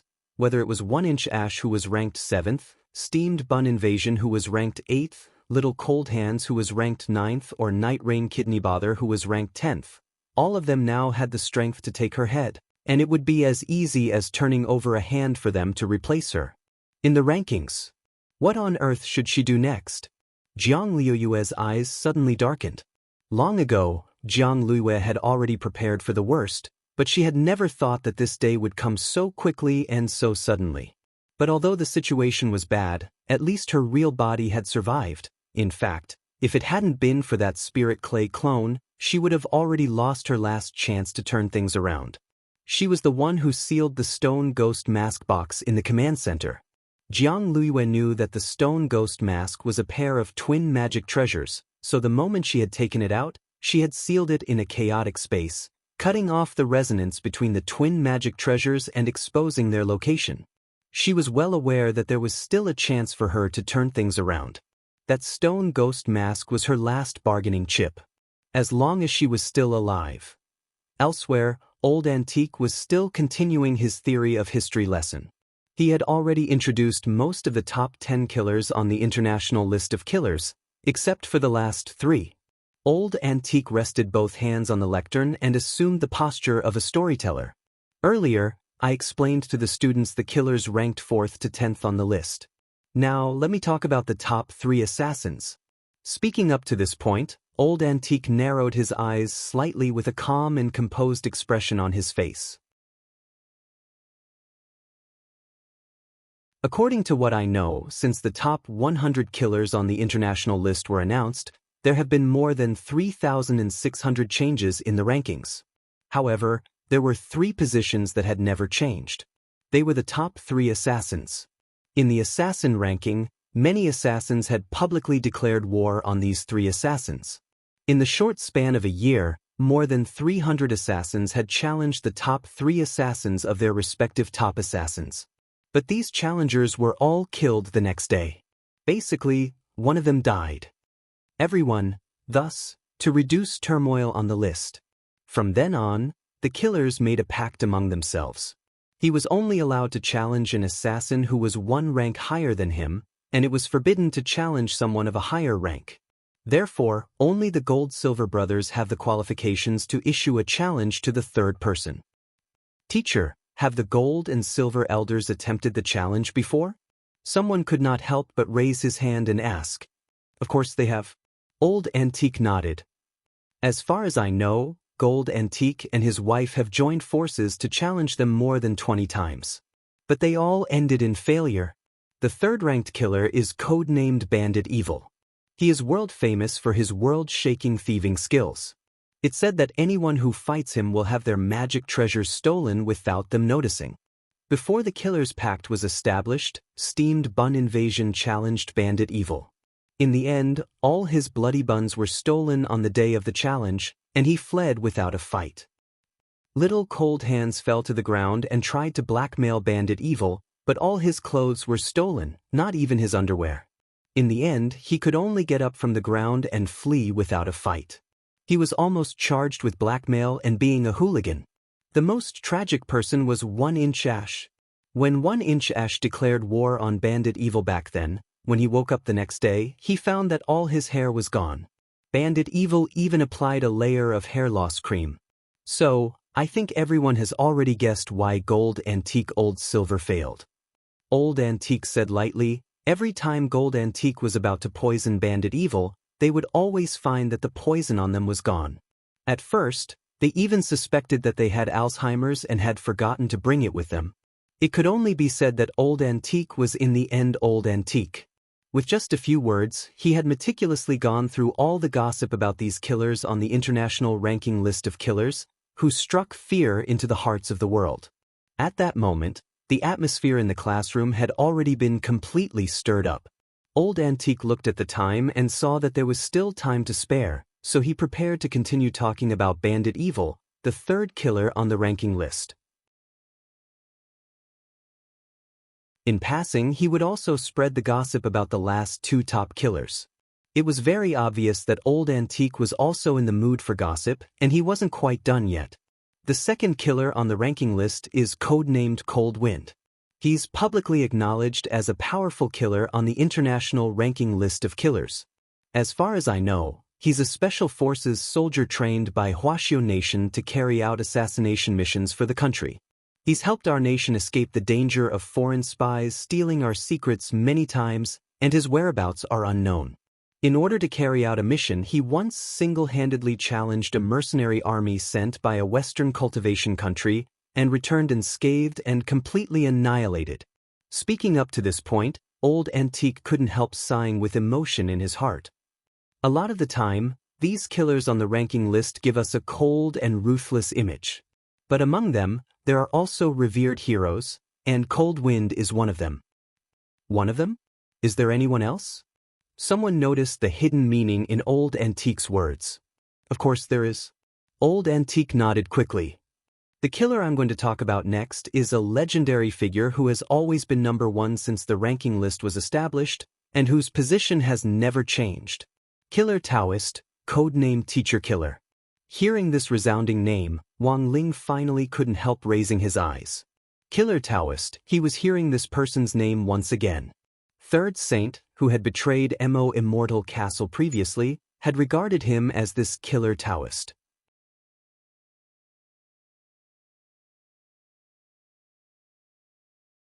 Chapter 182. It was still June 8th, around 10 o'clock in the morning. Old Antique was still in class, and Jiang Luiyue, who had spent 3 days recuperating from the backlash caused by the destruction of her spirit clay, had gone into seclusion early. When she walked out of the apartment's basement, the sunlight was a little dazzling when it shone on her face. Jiang Luiyue knew that all the killers on the ranking list of killers were looking for her. She had to be especially vigilant against that 1-Inch Ash in particular. As long as she was killed, all the killers at the bottom of the ranking list would move up one place. However, it would be far from easy to find her in this vast sea of people. The basement she used for seclusion was located in the center of Jinghua City. It was a parking lot, and at the very end of the basement was an abandoned convenience store. However, the owner of the convenience store had run off with his sister-in-law with the money, and the property management had later rented it out. Back then, Jiang Luiyue had directly bought this place for her seclusion, and had paid the rent and deposit for 50 years in one go. This had been an absolutely brilliant plan. Cultivators were in fact very particular about choosing a seclusion location.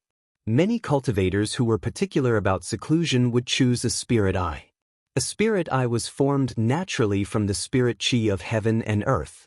It was equivalent to a natural spirit gathering array, and its effect was much better than that of an artificially created array, as it could continuously replenish the spirit energy needed for seclusion. Apart from looking for a spirit eye, some cultivators would also hire a diviner to tell their fortunes. In short, the seclusion location had to be a place with good feng shui. Once it was confirmed, the necessary protective measures would be taken to prevent anyone from disturbing the seclusion. But this abandoned convenience store that Jiang Luiyue had chosen didn't have a spirit eye, let alone feng shui. Squeezed into this completely inconspicuous corner, it could be said that it couldn't be more low-key. No one would ever think that the Grand Master of Shadow Stream would be hiding in such a small corner, What Jiang Luiyue needed to do now was to seize every moment she had to restore her realm. There was a river of sewage on the outskirts of Jinghua City, where the city's wastewater would eventually converge. It would then be degraded and absorbed by a purifier before being redistributed to a water plant for recycling. When Jiang Luiyue arrived, it was already noon. It was very hot in Jinghua City at this hour, and given the stench of sewage from the river, almost no one passed by. It's here. Back then, after Jiang Luiyue had taken out the stone ghost mask, she had asked her younger sister, Jiang Luing, to find an opportunity to throw it into this river of dirty water and seal it. Jiang Luiyue used the turtle breath spell to stand in front of this river of dirty water, her gaze fixed on its surface. The stench here was overwhelming. If she came here without preparation, she would definitely faint because the 5 senses of a cultivator were much stronger than that of an ordinary person. She raised her hand, and a ray of spiritual light appeared at her fingertips.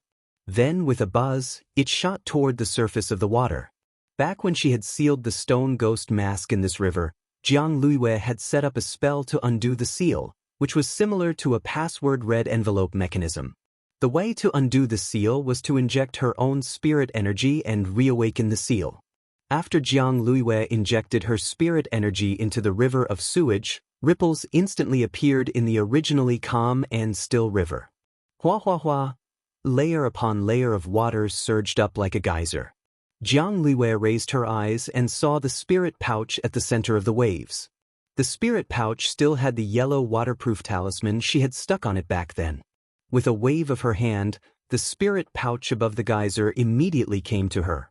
After so many years, the stone ghost mask she had obtained from a gang of grave robbers was finally going to see the light of day again. There were many legends about the stone ghost mask, but Jiang Luiyue considered herself a very cautious person.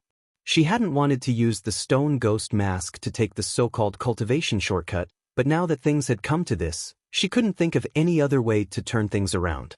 Frowning slightly, Jiang Luiyue opened the spirit pouch, and black smoke immediately whizzed out of it. The smoke lingered in the air as it let out a strange laugh. "Junior, my venerable self thought that you had already forgotten about me when you sunk me into this water back then. After so many years, why has your realm regressed?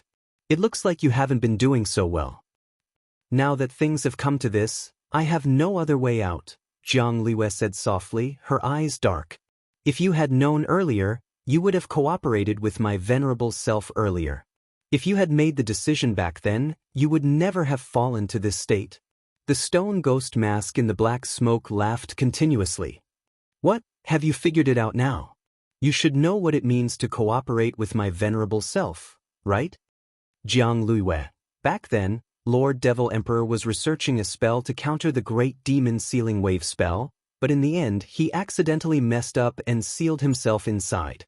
Lord Devil Emperor's so-called cooperation is nothing more than to borrow external strength to come out into the world again. Devil Emperor Gua Pai. "What the hell? That's how you know."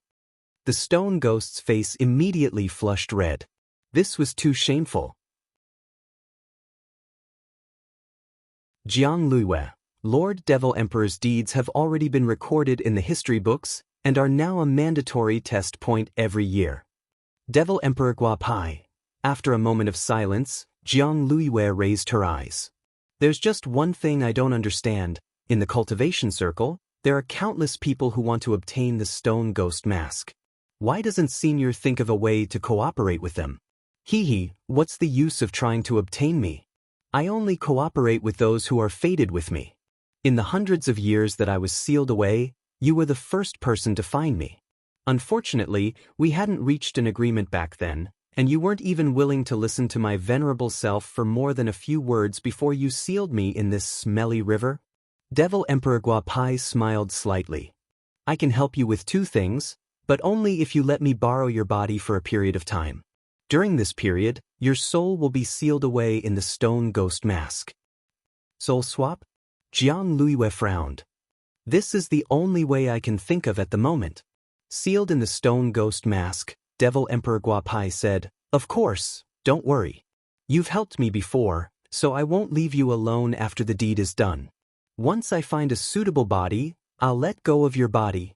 Of course this junior believes Lord Devil Emperor's words. Jiang Luiyue smiled bitterly. Now that things had come to this, it actually didn't matter to her that she had lost everything. Furthermore, this junior believes that given Lord Devil Emperor's valiant demeanor in the past, he wouldn't lower himself to stay in a woman's body for so long. Although there's a special group of people on the market now called crossdresser big shots. Crossdresser big shots? What's that? Devil Emperor Guapai hadn't been in contact with the outside world for a very long time, and felt that he was a little out of line. Jiang Luiyue, a group of men who like to wear women's clothes, and who also attract a lot of people's attention. Devil Emperor Guapai. He hadn't been out for over 1,000 years. Had the world become so scary?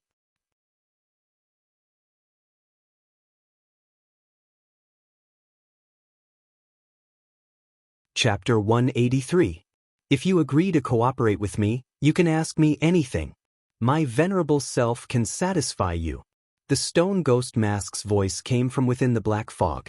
Jiang Luiyue frowned. Although she said she trusted him, she still had some doubts about this so-called cooperation in her heart. Who knew if this Devil Emperor Guapai had become a pervert after being sealed in the mask for more than 1,000 years? But Jiang Luiyue had no other choice now. Choosing to trust him was her only option, and she could take this opportunity to probe this Devil Emperor's true strength. This was the devil who had been famous all over the world back then, and whom Huaxiao Nation had exhausted all its national resources to eliminate. Any condition? Jiang Luiyue asked softly after staring at the black fog for a few seconds. Of course. Devil Emperor Guapai laughed. There's nothing I can't do. Then can you help me recover my original realm? My spirit clay clone was destroyed, and I lost 600 years of cultivation. Jiang Luiyue's eyes darkened. As long as it's not an internal cause, it can be recovered. Even my venerable self can't do anything about those who lost their cultivation because of a cultivation deviation. Your situation is an external cause, and my venerable self has a way to help you recover. But it will still take time. If you want to regain 600 years of cultivation, it will take at least a year. A year? Jiang Luiyue's expression shook. Shrinking 600 years into a year would greatly shorten the time needed to recover her realm. This recovery technique doesn't require you to go into seclusion and can be cultivated at any time. My venerable self can teach it to you now. You can try it for a month first to see if my venerable self's words are true. Tell me your second condition. Jiang Luiyue was the only one who could hear strange laughter in the black fog.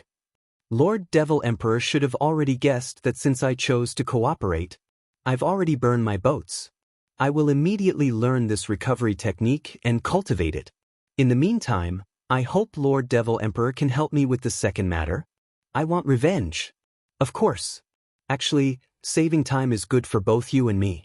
But my venerable self is currently sealed and can't come out. What do you think about revenge? Devil Emperor Guapai asked. I only hope that Lord Demon Sovereign can help me persuade a few people. Jiang Luiyue cupped her fists at the black fog and said indifferently, there are a few people on the world's ranking list of killers who have been looking for me. Number 7 Killer 1-inch Ash, Number 8 Steamed Bun Invasion, Number 9 Little Cold Hands, and Number 10 Night Rain Kidney Bother. Hee hee, you want to kill me with a borrowed knife? In the black smoke, Devil Emperor Guapai laughed. My venerable self didn't expect that the current cultivation world would actually have a killer list, but why don't you just look for the top few on the list? Jiang Luiyue, I can't find any traces of those people for the time being. However, I'm sure that these 4 people are doing everything they can to find me. As long as they kill me, their ranking will move up by 1 place. Devil Emperor Guapai. So that's how it is? Now, as long as you spread the news, it'll save us the trouble of looking for them. Is Lord Devil Emperor confident in persuading these people to work for us? Jiang Luiyue asked. They're just a few insignificant juniors. Back when I was talking and laughing with the 10 founding generals of Huaxiao Nation, they were still drinking milk, weren't they? Just focus on drawing them out, and don't worry, leave the rest to my venerable self. Devil Emperor Guapai sneered. Then I'll have to trouble you, Devil Emperor. Jiang Luiwei cupped her fists in a salute. It's a mutually beneficial cooperation, there's no need to thank me. As soon as she said that, the black fog around the stone ghost mask instantly retracted, and it returned to Jiang Luiwei's hand. By the way, who are you going to take revenge on? A school. Jiang Luiwei gripped the stone ghost mask tightly. I'm going to kill everyone in that school, leaving not a single person alive. Everyone had gained a lot from today's history lesson. Old Antique's understanding of the top 10 killers was far greater than anyone could imagine. They couldn't help but wonder whether Old Antique had been in the country's intelligence department before. Old Antique had already shared dozens of pieces of gossip about Killer Taoist. He had even talked about what color underpants Killer Taoist liked to wear as if it was true. The people in class had all thought that Old Antique was just bragging, but as someone who had really been tricked by him, Wang Ling believed that what he had said was true. This was the #1 killer on the international list of killers. A figure who had once caused a ruckus in the cultivation world. With just a few words from Old Antique, he had been reduced to a strange uncle. Everyone had thought that Killer Taoist was a cold-blooded killer, but in Old Antique's mouth, he was actually a killer who carried out justice and punished evil. Furthermore, he had a special fetish, and that was wearing flowery underpants. Now, Wang Ling really didn't understand. He had once suspected that Old Antique was Killer Taoist, but if that really was the case, who would be so bold as to expose their little-known secrets to the public? Thus, Old Antique's identity had once again become a cloud of doubt for Wang Ling. At the end of school that evening, apart from a few patrolling security guards and a few teachers who had stayed behind to mark homework and teach students, there was also an unexpected person who had stayed behind. It was already dark, and Old Antique's broad figure swayed as he arrived on the school rooftop and gazed into the sky. At this point, Old Antique should have already left school. He had always been punctual at work and was particular about going to work on time and getting off work on time. He wouldn't waste a single second, but today, for the first time ever, he had come to the rooftop. Suddenly, a black shadow appeared behind him. It was like a beam of light, and in the blink of an eye, it appeared behind him. It raised a hand and a cold blade stabbed directly at the back of Old Antique's head. It was so fast that it was impossible to see its movements clearly, like a shadow of light. But Old Antique's face was as calm as an ancient well. With a twist of his hand, he directly caught the blade between his fingers, and with a crack, the dagger shattered. Old Antique turned around and clapped his hands. Your accuracy has improved a lot, but your strength is still lacking. Standing in the dark, the person sighed. Teacher, you're still as strong as ever. Old Antique looked at this person and narrowed his eyes slightly. I have a feeling that something big is going to happen soon. Indeed, there's been a lot of unrest in the killer circle recently. A lot of people are looking for the whereabouts of the master of Shadow Stream, the person in the dark replied. Old Antique narrowed his eyes slightly. My students may be in danger, so I hope you and your senior brother can keep an eye on those people's movements for the time being. If anyone tries to harm my students, get rid of them as soon as possible. Very well, teacher. The person in the dark nodded, but then looked a little troubled. But teacher, senior brother's whereabouts are uncertain. I'm afraid I won't be able to find him, and even if I find him, I might not be able to shout at him. As soon as he said this, spirit light flashed in Old Antique's hand, and he tossed something into the person's hand. The person in the dark was instantly startled. This is, Old Antique, this is your senior brother's floral underpants. When he challenged me to a duel back then, I picked it up along the way. The person in the dark, Old Antique, hang this underpants on your drying rack at home, he'll show up right away.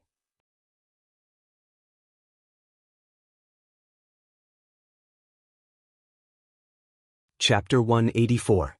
On June 9th, Song Qing-shu, who was officially working as a steward in grenade-throwing Senior Immortal's villa, discovered that the hawthorn seed had already sprouted. Although it was just a sapling, once it was nurtured in this spirit soil, the hawthorn tree would start to grow 10 times or even dozens of times faster.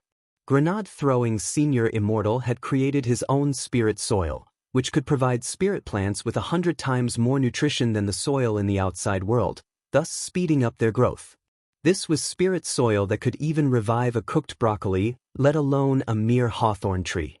Grenade-throwing Senior Immortal had always felt that his spirit soil was the most representative of all his research. It was also the crucial step that would become the father of hybrid spirit plants in the cultivation world in the future. No one knew what would happen to the hawthorn tree after it grew up, or whether the girl who had played in the mud with Boss Tan back then would fulfill her promise. But whoever started the trouble had to end it. Looking at the clues they had so far, this girl was the only breakthrough. Of course, even grenade-throwing Senior Immortal couldn't have imagined it. As twin magic treasures, the other stone ghost mask was in the hands of the master of Shadow Stream, Jiang Liwei. In fact, the problem they were facing now was even more complicated. It was no longer as simple as sealing the stone ghost mask, because the leader of the Guapai army back then, Devil Emperor Guapai, had already reached an agreement with Jiang Liwei to return to the world. In the last 2 days, Wang Ling had noticed that an image kept flickering in his mind. It was very brief, and even he could only get a rough idea of it. In the image, the man was sitting in a pool of blood against a wall, his white clothes stained with blood. His head was lowered and his eyelids were drooping as he gasped for breath. This was the foresight ability of the heavenly eye, which was more direct than a simple twitching eyelid warning. They were both early warnings, but the difference was that the eyelid warning was aimed at Wang Ling and foretold that something in the future would affect him, while the heavenly eye's foresight was aimed at the people around Wang Ling. The foresight image of the heavenly eye would usually flicker 1 to 3 times, and the image would become clearer and clearer. Currently, the image had flickered twice, and Wang Ling could clearly see the scene behind the man and the blood all over the ground. However, he would probably have to wait until the next time to see the man's face clearly. In the bedroom, a breeze blew through Wang Ling's hair. He raised his eyes slightly to look at the skylight, feeling a little uneasy. Actually, at that moment, Wang Ling already had an idea. On the other side, after Jiang Liwei and Devil Emperor Guapai had reached an agreement, they officially started their cohabitation life with the convenience store they had used for seclusion as their main base of operations. After a night of teaching, Jiang Liwei had already more or less mastered the restoration technique. When the recovery spell was activated, Jiang Liwei could clearly sense a torrent that originated from outside the universe. After a detailed understanding, Jiang Liwei understood that this was a spell that directly absorbed the source of spirit energy from beyond the heavens to speed up the recovery of a wounded realm. It was also a forbidden spell, and its drawback was that it would shorten one's lifespan. A year of lifespan in exchange for a year of cultivation. Jiang Liwei couldn't help laughing at herself in her heart.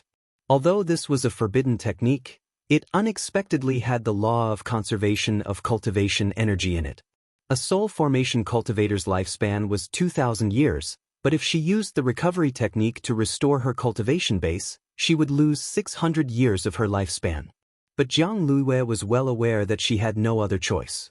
After running the recovery spell's basic Heart Sutra for 2 days in a row, Jiang Liwei felt that she could use it even more smoothly than before. Next to her, Devil Emperor Guapai used Jiang Liu's wristwatch to look up information. It had taken Jiang Liwei a long time to teach him how to use the wristwatch.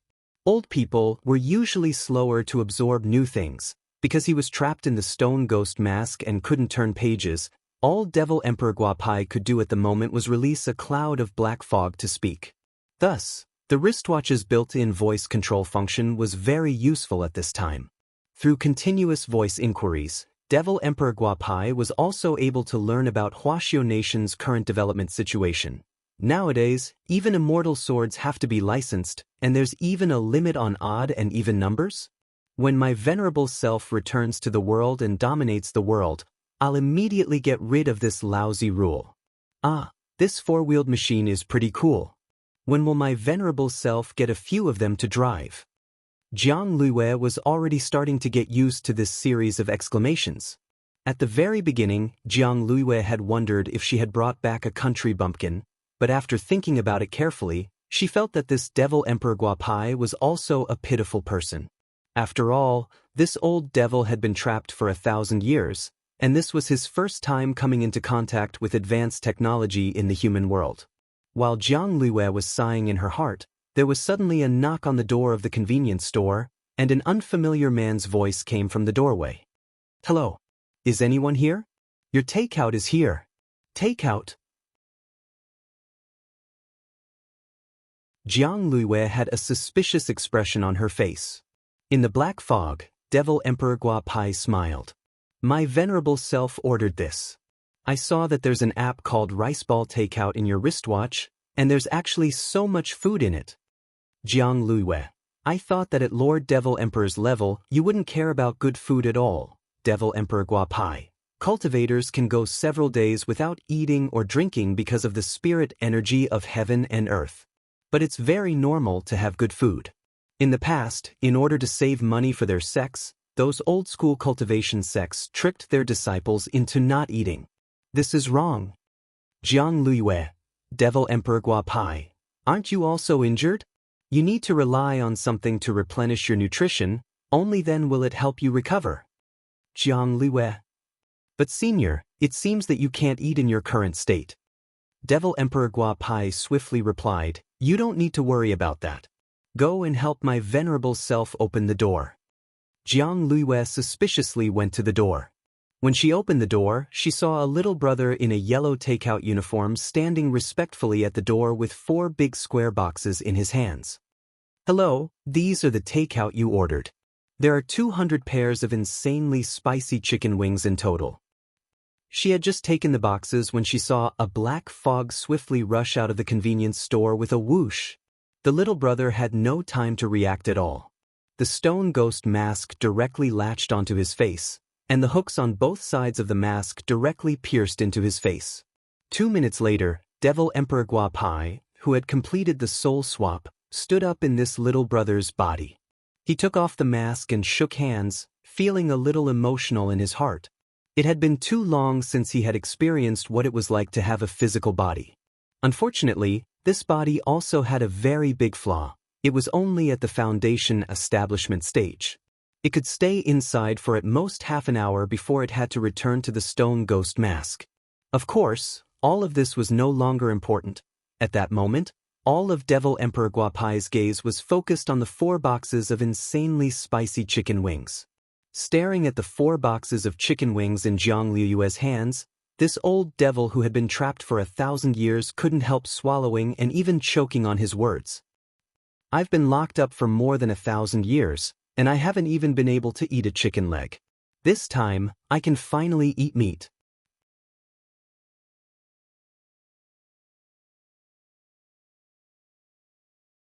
Chapter 185.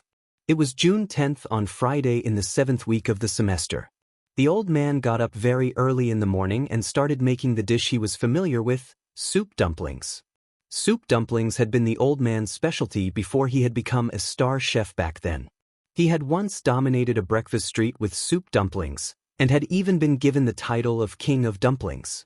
A basket of excellent soup dumplings usually had the following 3 characteristics: thin skin, big fillings, and juicy.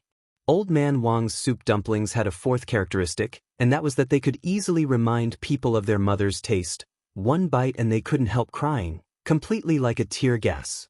So when he saw the soup dumplings the old man had specially made this morning, Father Wang very consciously prepared 2 full bundles of napkins on the table to make ample preparations.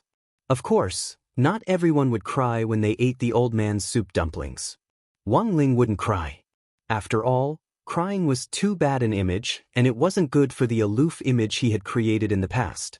Thus, when he ate the soup dumplings, he used spirit energy to seal his acupuncture points and plug up his tear ducts. At breakfast time, the old man and Father Wang were in the habit of watching the news. Father Wang turned on the TV, which happened to be broadcasting the morning news. A female anchor said with a solemn expression, "Urgent news, as of 6:38 a.m. Today, 32 rice dumpling delivery riders have already gone missing. This mass disappearance has a very bad impact and has caused great panic in the delivery circle. The cultivation police held a conference overnight and suspect that this mass disappearance of delivery riders has a major connection with the master of Shadow Stream Jiang Luiyue, who has yet to be apprehended. Currently, the matter is under further investigation." When the old man saw the news, he immediately sighed. The world is still so dangerous nowadays. You can lose your life delivering takeout. Dad, do you think this has something to do with the Master of Shadowstream? Didn't the police say they suspected it? There's no solid evidence. Father Wang took a bite of the soup dumpling and wiped his tears. I'm just saying that casually. But if this was back in the day, if the suspect had ordered my Xiaolongbao, the case might have been solved. The old man glanced at the soup dumplings on the table and let out a sigh. I've been busy growing vegetables since I retired. My culinary skills are no longer as good as they were in my heyday. The soup dumplings I used to make would have a teary effect just from the smell of the soup dumplings I made. Father Wang and Wang Ling, old master, back then, my soup dumplings were like a tear gas. In the past, I was even used by the police to deliberately send them to criminals as takeout. When the prisoners smelled my soup dumplings, they almost cried themselves blind. The police took advantage of the situation and arrested him. Father Wang and Wang Ling. After the Shadowstream incident, the mass disappearance of the rice ball delivery staff was probably the second major incident in recent times. Wang Ling felt that the police's suspicions weren't unreasonable. From a criminal investigation point of view, it was indeed very easy to link the two incidents together. Furthermore, Wang Ling knew that this Master of Shadowstream was currently injured. Wang Ling had blown up that spiritual clay clone in one go, causing the other party to directly lose 600 years of cultivation. The other party's real body would definitely have suffered a backlash and been injured. For one thing, it would definitely affect his seclusion, and for another, he would have to spend some time taking care of his injuries. During this period, it was very important to make sure he was well nourished. While a true cultivator should be able to give up his desire for good food and rely on the spirit energy of heaven and earth to make up for the nutrients his body needed, when he was injured, he still had to eat. This was the best way for his body to recover as quickly as possible. So in summary, Wang Ling felt that this wasn't a simple matter, and in his heart, he very much agreed with the police. He felt that this matter most likely had something to do with the Master of Shadowstream. Although the Shadowstream incident had come to an end, the last tail had still managed to escape. This was an unstable element which made Wang Ling very uncomfortable. In the eyes of the outside world, Shadowstream already had no chance of making a comeback after this incident, but Wang Ling felt that as long as the Master of Shadowstream wasn't arrested, this matter would never end. As it turned out, Wang Ling wasn't the only one who thought this way. Great minds think alike. Opening the chat group, Wang Ling found that there were a lot of people discussing this matter. Everyone knew that the Master of Shadowstream was still missing from the complete defeat of this terrorist organization. Anyone in the cultivation circle who had the slightest bit of a sense of justice was also asking around for information on the Master of Shadowstream. Speaking of good people with a sense of justice, of course the people in grenade-throwing Senior Immortal's cultivation group couldn't be excluded. When Wang Ling went online, Xilian Jinren happened to be discussing this matter with several other people in the group. Xilian Jinren, there's something fishy about this, what do you think? Bulang Blade Immortal sent an emoji pushing up glasses. I have a friend at the police station who said that the delivery riders disappeared in the same place. Xilian Jinren, can you pinpoint the specific coordinates? Bulang Blade Immortal, yes. So far, we've found that the delivery was in a convenience store in the basement of a high-end apartment. However, that convenience store has been abandoned for a long time, and no one in the neighborhood knows that someone lives there. The surveillance footage in the basement has been destroyed, and the police have yet to prove that the convenience store has anything to do with the disappearance of the delivery riders. That's easy, we can provide evidence. Xilian Jinren nodded and quickly replied, I remember that Immortal Toya once developed a kind of soul-condensing incense, which can condense vengeful spirits within a radius of 10 kilometers for half an hour after being lit. If these delivery riders died in vain, then these vengeful spirits will be evidence. But Immortal Toya didn't reply immediately after Xilian Jinren finished speaking. Grenade-throwing Senior Immortal went to check it out himself. Brother two? Are you there? Very quickly, Immortal Toya sent a sweating emoji. I'm refining elixirs. I still have a lot of soul-condensing incense. If you need help, I can rush over from Chrysanthemum Island at any time. I'm more familiar with how to use soul-condensing incense, and I can control the range of the soul-condensing incense. If it's given to someone else, they'll attract those malicious ghosts, and that'll ruin the whole thing. Very well, then Brother Tu will be in charge of guiding the souls. But even if we can gather evidence, we still have to catch the culprits and solve the problem from a legal point of view. Grenade-throwing Senior Immortal nodded and said, I'm busy today, so someone needs to step forward now. It would be best if they could disguise themselves as a delivery rider and go to that convenience store to seduce them. A moment later, Silian Jinren was the first to step forward.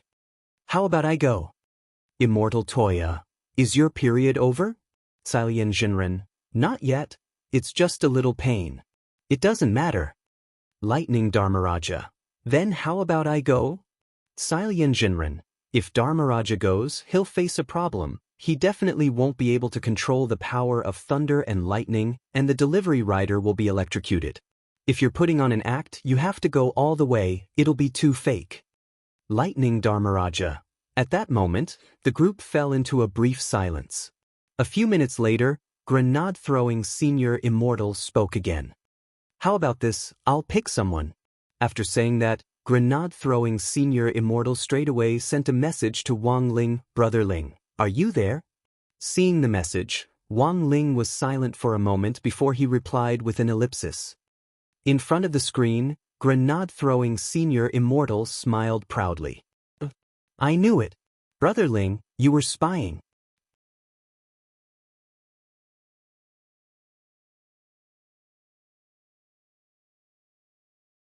Chapter 186. It could only be said that Grenade-throwing Senior Immortal was in the end Grenade-throwing Senior Immortal. As one of Wang Ling's few good friends in the cultivation circle, he had seen through Wang Ling's spying with one glance.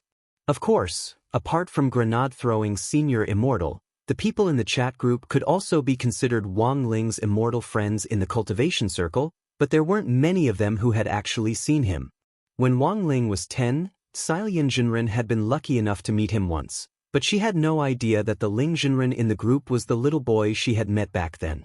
Wang Ling thought about it carefully, and finally decided to agree. He felt that there was something fishy about this matter. The scene he had seen with his heavenly eye had made him feel a little uneasy. Logically speaking, this master of Shadow Stream, whose cultivation had regressed by 600 years, was already in a state of being like a clay bodhisattva crossing a river. If the disappearance of those delivery boys was really related to her, it was hard to say what else was involved. It was June 11th on Saturday in the 7th week of the semester. Wang Ling and Immortal Toya had arranged to meet in a park not far from the high-end apartment. When Wang Ling arrived, he saw a slender, handsome man with gray hair and a traditional style standing on a park bench from a distance, carrying a large gourd on his back. The big gourd on this guy's back was too eye-catching, and several girls who happened to pass by the park couldn't help stopping in their tracks. Hello, can I take a picture with you? Before Wang Ling could get close, he saw a girl muster up the courage to ask. Immortal Toya stared at the girl in front of him in silence for 3 seconds, then nodded. The girl was wild with joy at receiving permission. She made a peace sign and took several selfies with Immortal Toya in a row. The girls next to her all had envious expressions on their faces.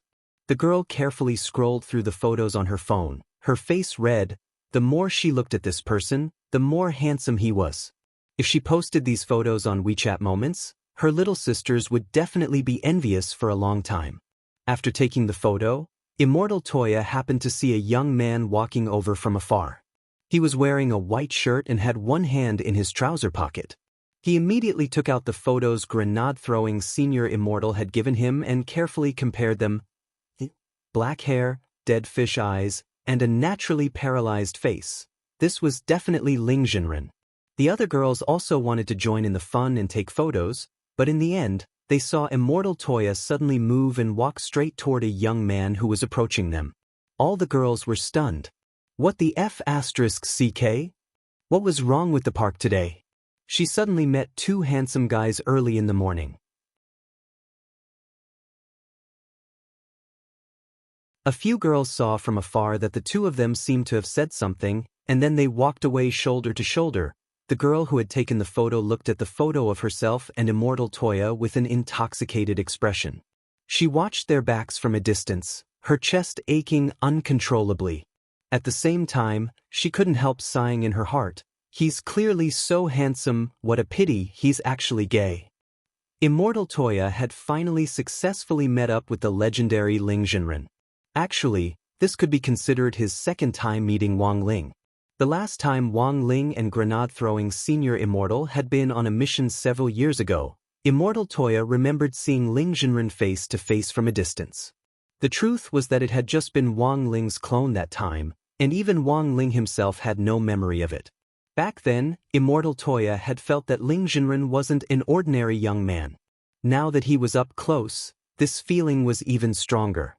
No matter how a cultivator maintained their youthful looks, whether it was a medicinal bath or a youthful elixir, their youthful vigor would gradually disappear as they grew older and their cultivation deepened, but Wang Ling's vigor was actually maintained very well.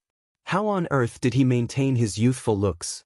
Immortal Toya cupped his chin in his hand and stared at Wang Ling curiously.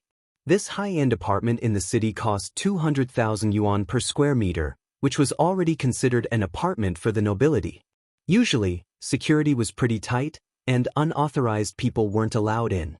Immortal Toya carrying such a big gourd on his back was really a little ostentatious, and he was stopped by the security guard as soon as he reached the entrance. The guards stared at the two of them. "Who are you looking for?" "We're looking for someone," Immortal Toya answered truthfully and got straight to the point. The guard replied politely, "The owner has to call us first before you can go in." "Then if it's the owner, can we go in directly?" Immortal Toya asked. The guard nodded. "Of course." Immortal Toya gave an "oh" before he took out his phone and tapped the screen several times with his slender fingers. 3 minutes later, he pushed the phone screen in front of the guard. It was a list of online house purchases. In just 3 minutes, Immortal Toya had directly spent 30 million yuan to buy a house, Wang Ling. The two of them walked to the entrance of the apartment and found the ramp that led to the basement. The soul-condensing incense has to be made on the spot. It's best this way. I've brought all the ingredients, and it'll take about 5 minutes to make. If those delivery little brothers were really killed, I'll put their souls in this gourd. The spirit water in this gourd will ensure that their souls don't scatter, Immortal Toya said as he put the gourd down on his back. Wang Ling nodded, and at the same time, his gaze directly penetrated several walls to look at the suspicious abandoned convenience store in the distance. He was 100% sure that there was someone inside, and an expert at that. Wang Ling knew that a barrier had been set up outside the convenience store, and that the average person's spiritual senses couldn't penetrate it at all. Of course, Wang Ling could forcibly penetrate it, but that would alert the enemy a little. There was no way that the master of Shadow Stream, who had lost 600 years of cultivation, would be able to set up such a powerful barrier. Sure enough, as everyone in the group said, this matter really isn't simple. Immortal Toya also stared at the convenience store, deep in thought. An alchemist's 5 senses were different from those of an ordinary person after years of being exposed to drugs, so he could also sense the hostility inside. "Senior, change into your clothes first, then we'll test the waters." As he said this, Immortal Toya took out a yellow delivery uniform which Ling Jinren had bought from Taobao earlier, and had sent it by express air transport. Although the workmanship was a little rough, it was still a perfect imitation overall. Especially the huge me character on the back of the delivery uniform, it instantly reminded him of his school uniform at number 60 high school. He felt that the designer of these two clothes was probably the same person. After changing into the delivery uniform, Wang Ling straightened the creases on his clothes. Immortal Toya looked him up and down carefully, and felt that Wang Ling was still missing something. Did Senior bring anything to eat? Since he had decided to put on an act, of course he had to go all the way. No matter how you thought about it, it was very suspicious for someone to come knocking empty-handed in a delivery uniform. Of course, Wang Ling's takeout was already ready. With a flash of spirit light, a plastic bag instantly appeared in his right hand. Inside the plastic bag was the tear-provoking soup dumpling-flavored crispy noodle snacks which Grandfather Wang had worked overnight last night.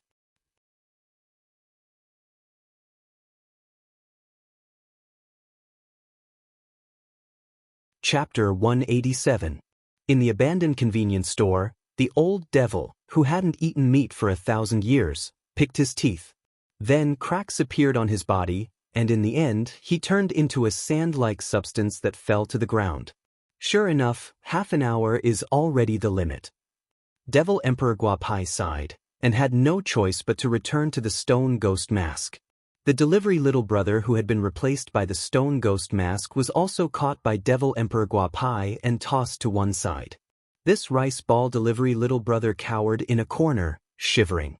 Similarly, this little brother's soul had also been forcibly replaced by Devil Emperor Guapai when he had been delivering food. This was already the 32nd delivery little brother who had suffered such a cruel fate. But this little brother was a little special. Although he had also been carrying an insulated rice ball delivery box, it had essentially been prepared by the business itself.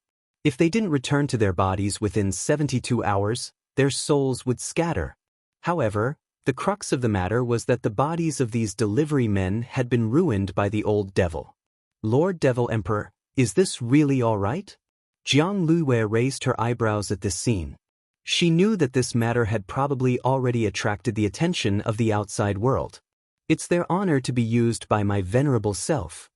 In the black fog, Devil Emperor Guapai let out a strange laugh.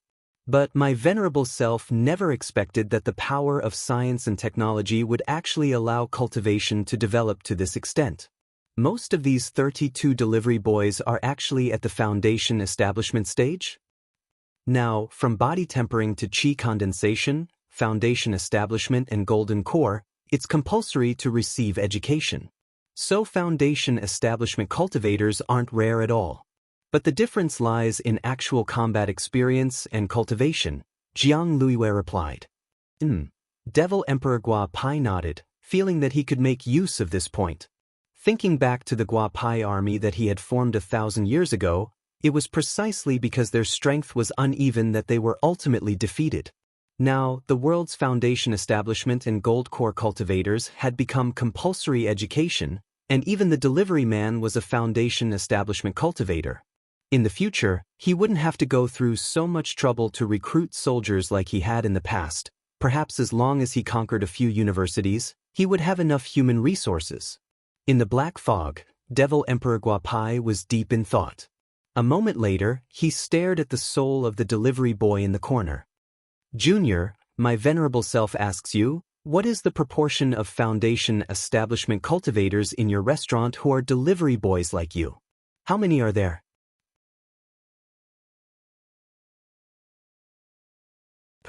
We're just a branch. If we look at it from a national perspective, we account for about 20% of the population, which is about 3 million people. The young man hugged his head and shrank in the corner. He was just a delivery man, and there were many other delivery men like him. Who knew what he had experienced today? Your restaurant has more than 3 million foundation building cultivators? So many? Devil Emperor Guapai's expression shook as he stared at the delivery boy and asked, my venerable self ordered a bit too many things just now and I can't remember them all. What did you just give him? Braised chicken and rice. The young man replied weakly. Jiang Luiwei said, I see, no wonder they have so many people. In the black fog, Devil Emperor Guapai had an incredulous expression on his face. Is this braised chicken and rice so powerful? Jiang Luiwei nodded. This should be the second largest restaurant chain in Huaxiu Nation. Devil Emperor Guapai. So, first place is? Jiang Luiwei, Sha County Snacks. Realization dawned on Devil Emperor Guapai. This place's wonton and mixed noodles seemed pretty good. On the other side, Wang Ling was already approaching the convenience store in his rice ball takeout knockoff uniform and carrying a plastic bag of crispy noodle snacks. He could sense that there was something dark in the convenience store, but he couldn't describe what exactly it was. Even just standing at the entrance made him feel uncomfortable from the bottom of his heart. As Immortal Toya had expected, there was too much malevolence here. Using his heavenly eye, Wang Ling could see many spirits floating near the convenience store. It was very likely that these spirits were the souls of those delivery men. The missing delivery men were definitely related to this convenience store. Inside the convenience store, Devil Emperor Guapai was also very vigilant. The moment Wang Ling had approached, he had already sensed that someone was coming. HM? Another delivery man? Lord Devil Emperor ordered something again? Jiang Luo blushed with shame and felt that this 10,000-year-old glutton she had freed was a little scary. Oh, not really. My venerable self has already ordered all the takeaways in the vicinity, so there's no point in trying anything else. In the black fog, Devil Emperor Guapai's smile was very strange. This person is wearing a uniform and carrying a bag in his hand. Could he have delivered to the wrong place? It's possible. Jiang Luo nodded as she used her spiritual senses to sense the closed door of the convenience store. But I suspect that this person might be 1-inch ash or steamed bun invasion in disguise. Camouflage was a necessary lesson for killers. Using a suitable disguise to lower the enemy's guard and finally deliver a fatal blow. Jiang Luo was naturally on guard against this kind of method. As the master of Shadow Stream, she had seen all kinds of storms over the years. Devil Emperor Guapai, are you sure that this person is in disguise? Jiang Luo nodded solemnly. I didn't dare say it before, but now I'm certain that this person is definitely that steamed bun invasion that I mentioned to Lord Devil Emperor before. This person's aura concealment technique is extremely powerful, and it's very easy for people to mistake him for an ordinary person. Now that you mention it, my venerable self also suddenly feels that this person is a little suspicious. In the black fog, Devil Emperor Guapai's expression darkened. An ordinary aura concealment technique wouldn't work in front of a 10,000-year-old devil like him. However, this old devil had discovered that his spiritual senses were abnormally vague when probing this person outside. If this was the case, then the situation was already very clear. This person was definitely in disguise on purpose. If you were to fight this person head-on, how confident would you be? Devil Emperor Guapai asked. In my heyday, I wouldn't have paid any attention to him, but now, I can only rely on Lord Devil Emperor. Jiang Luo grit her teeth. Lord Devil Emperor, you said before that you would cooperate with me. You won't go back on your word, right? Devil Emperor Guapai, since my venerable self has agreed to cooperate with you, I naturally won't go back on my word. Even if I don't do it for your sake, my venerable self has to do it for the sake of the braised chicken and rice and the Shaxian snacks. Jiang Luo, go on, open the door. In the black fog, Devil Emperor Guapai took a deep breath and fixed his gaze on Jiang Luo. Step back a little, my venerable self is going to show off. You're tuning in to the Passion Pages YouTube channel. We're so grateful for your support, and don't forget to subscribe to join us on this incredible journey through captivating stories. Your generosity through donations truly makes a world of difference, as it's the primary source of revenue that allows me to expand and enhance this channel for you. Thank you from the bottom of my heart for being a part of this adventure.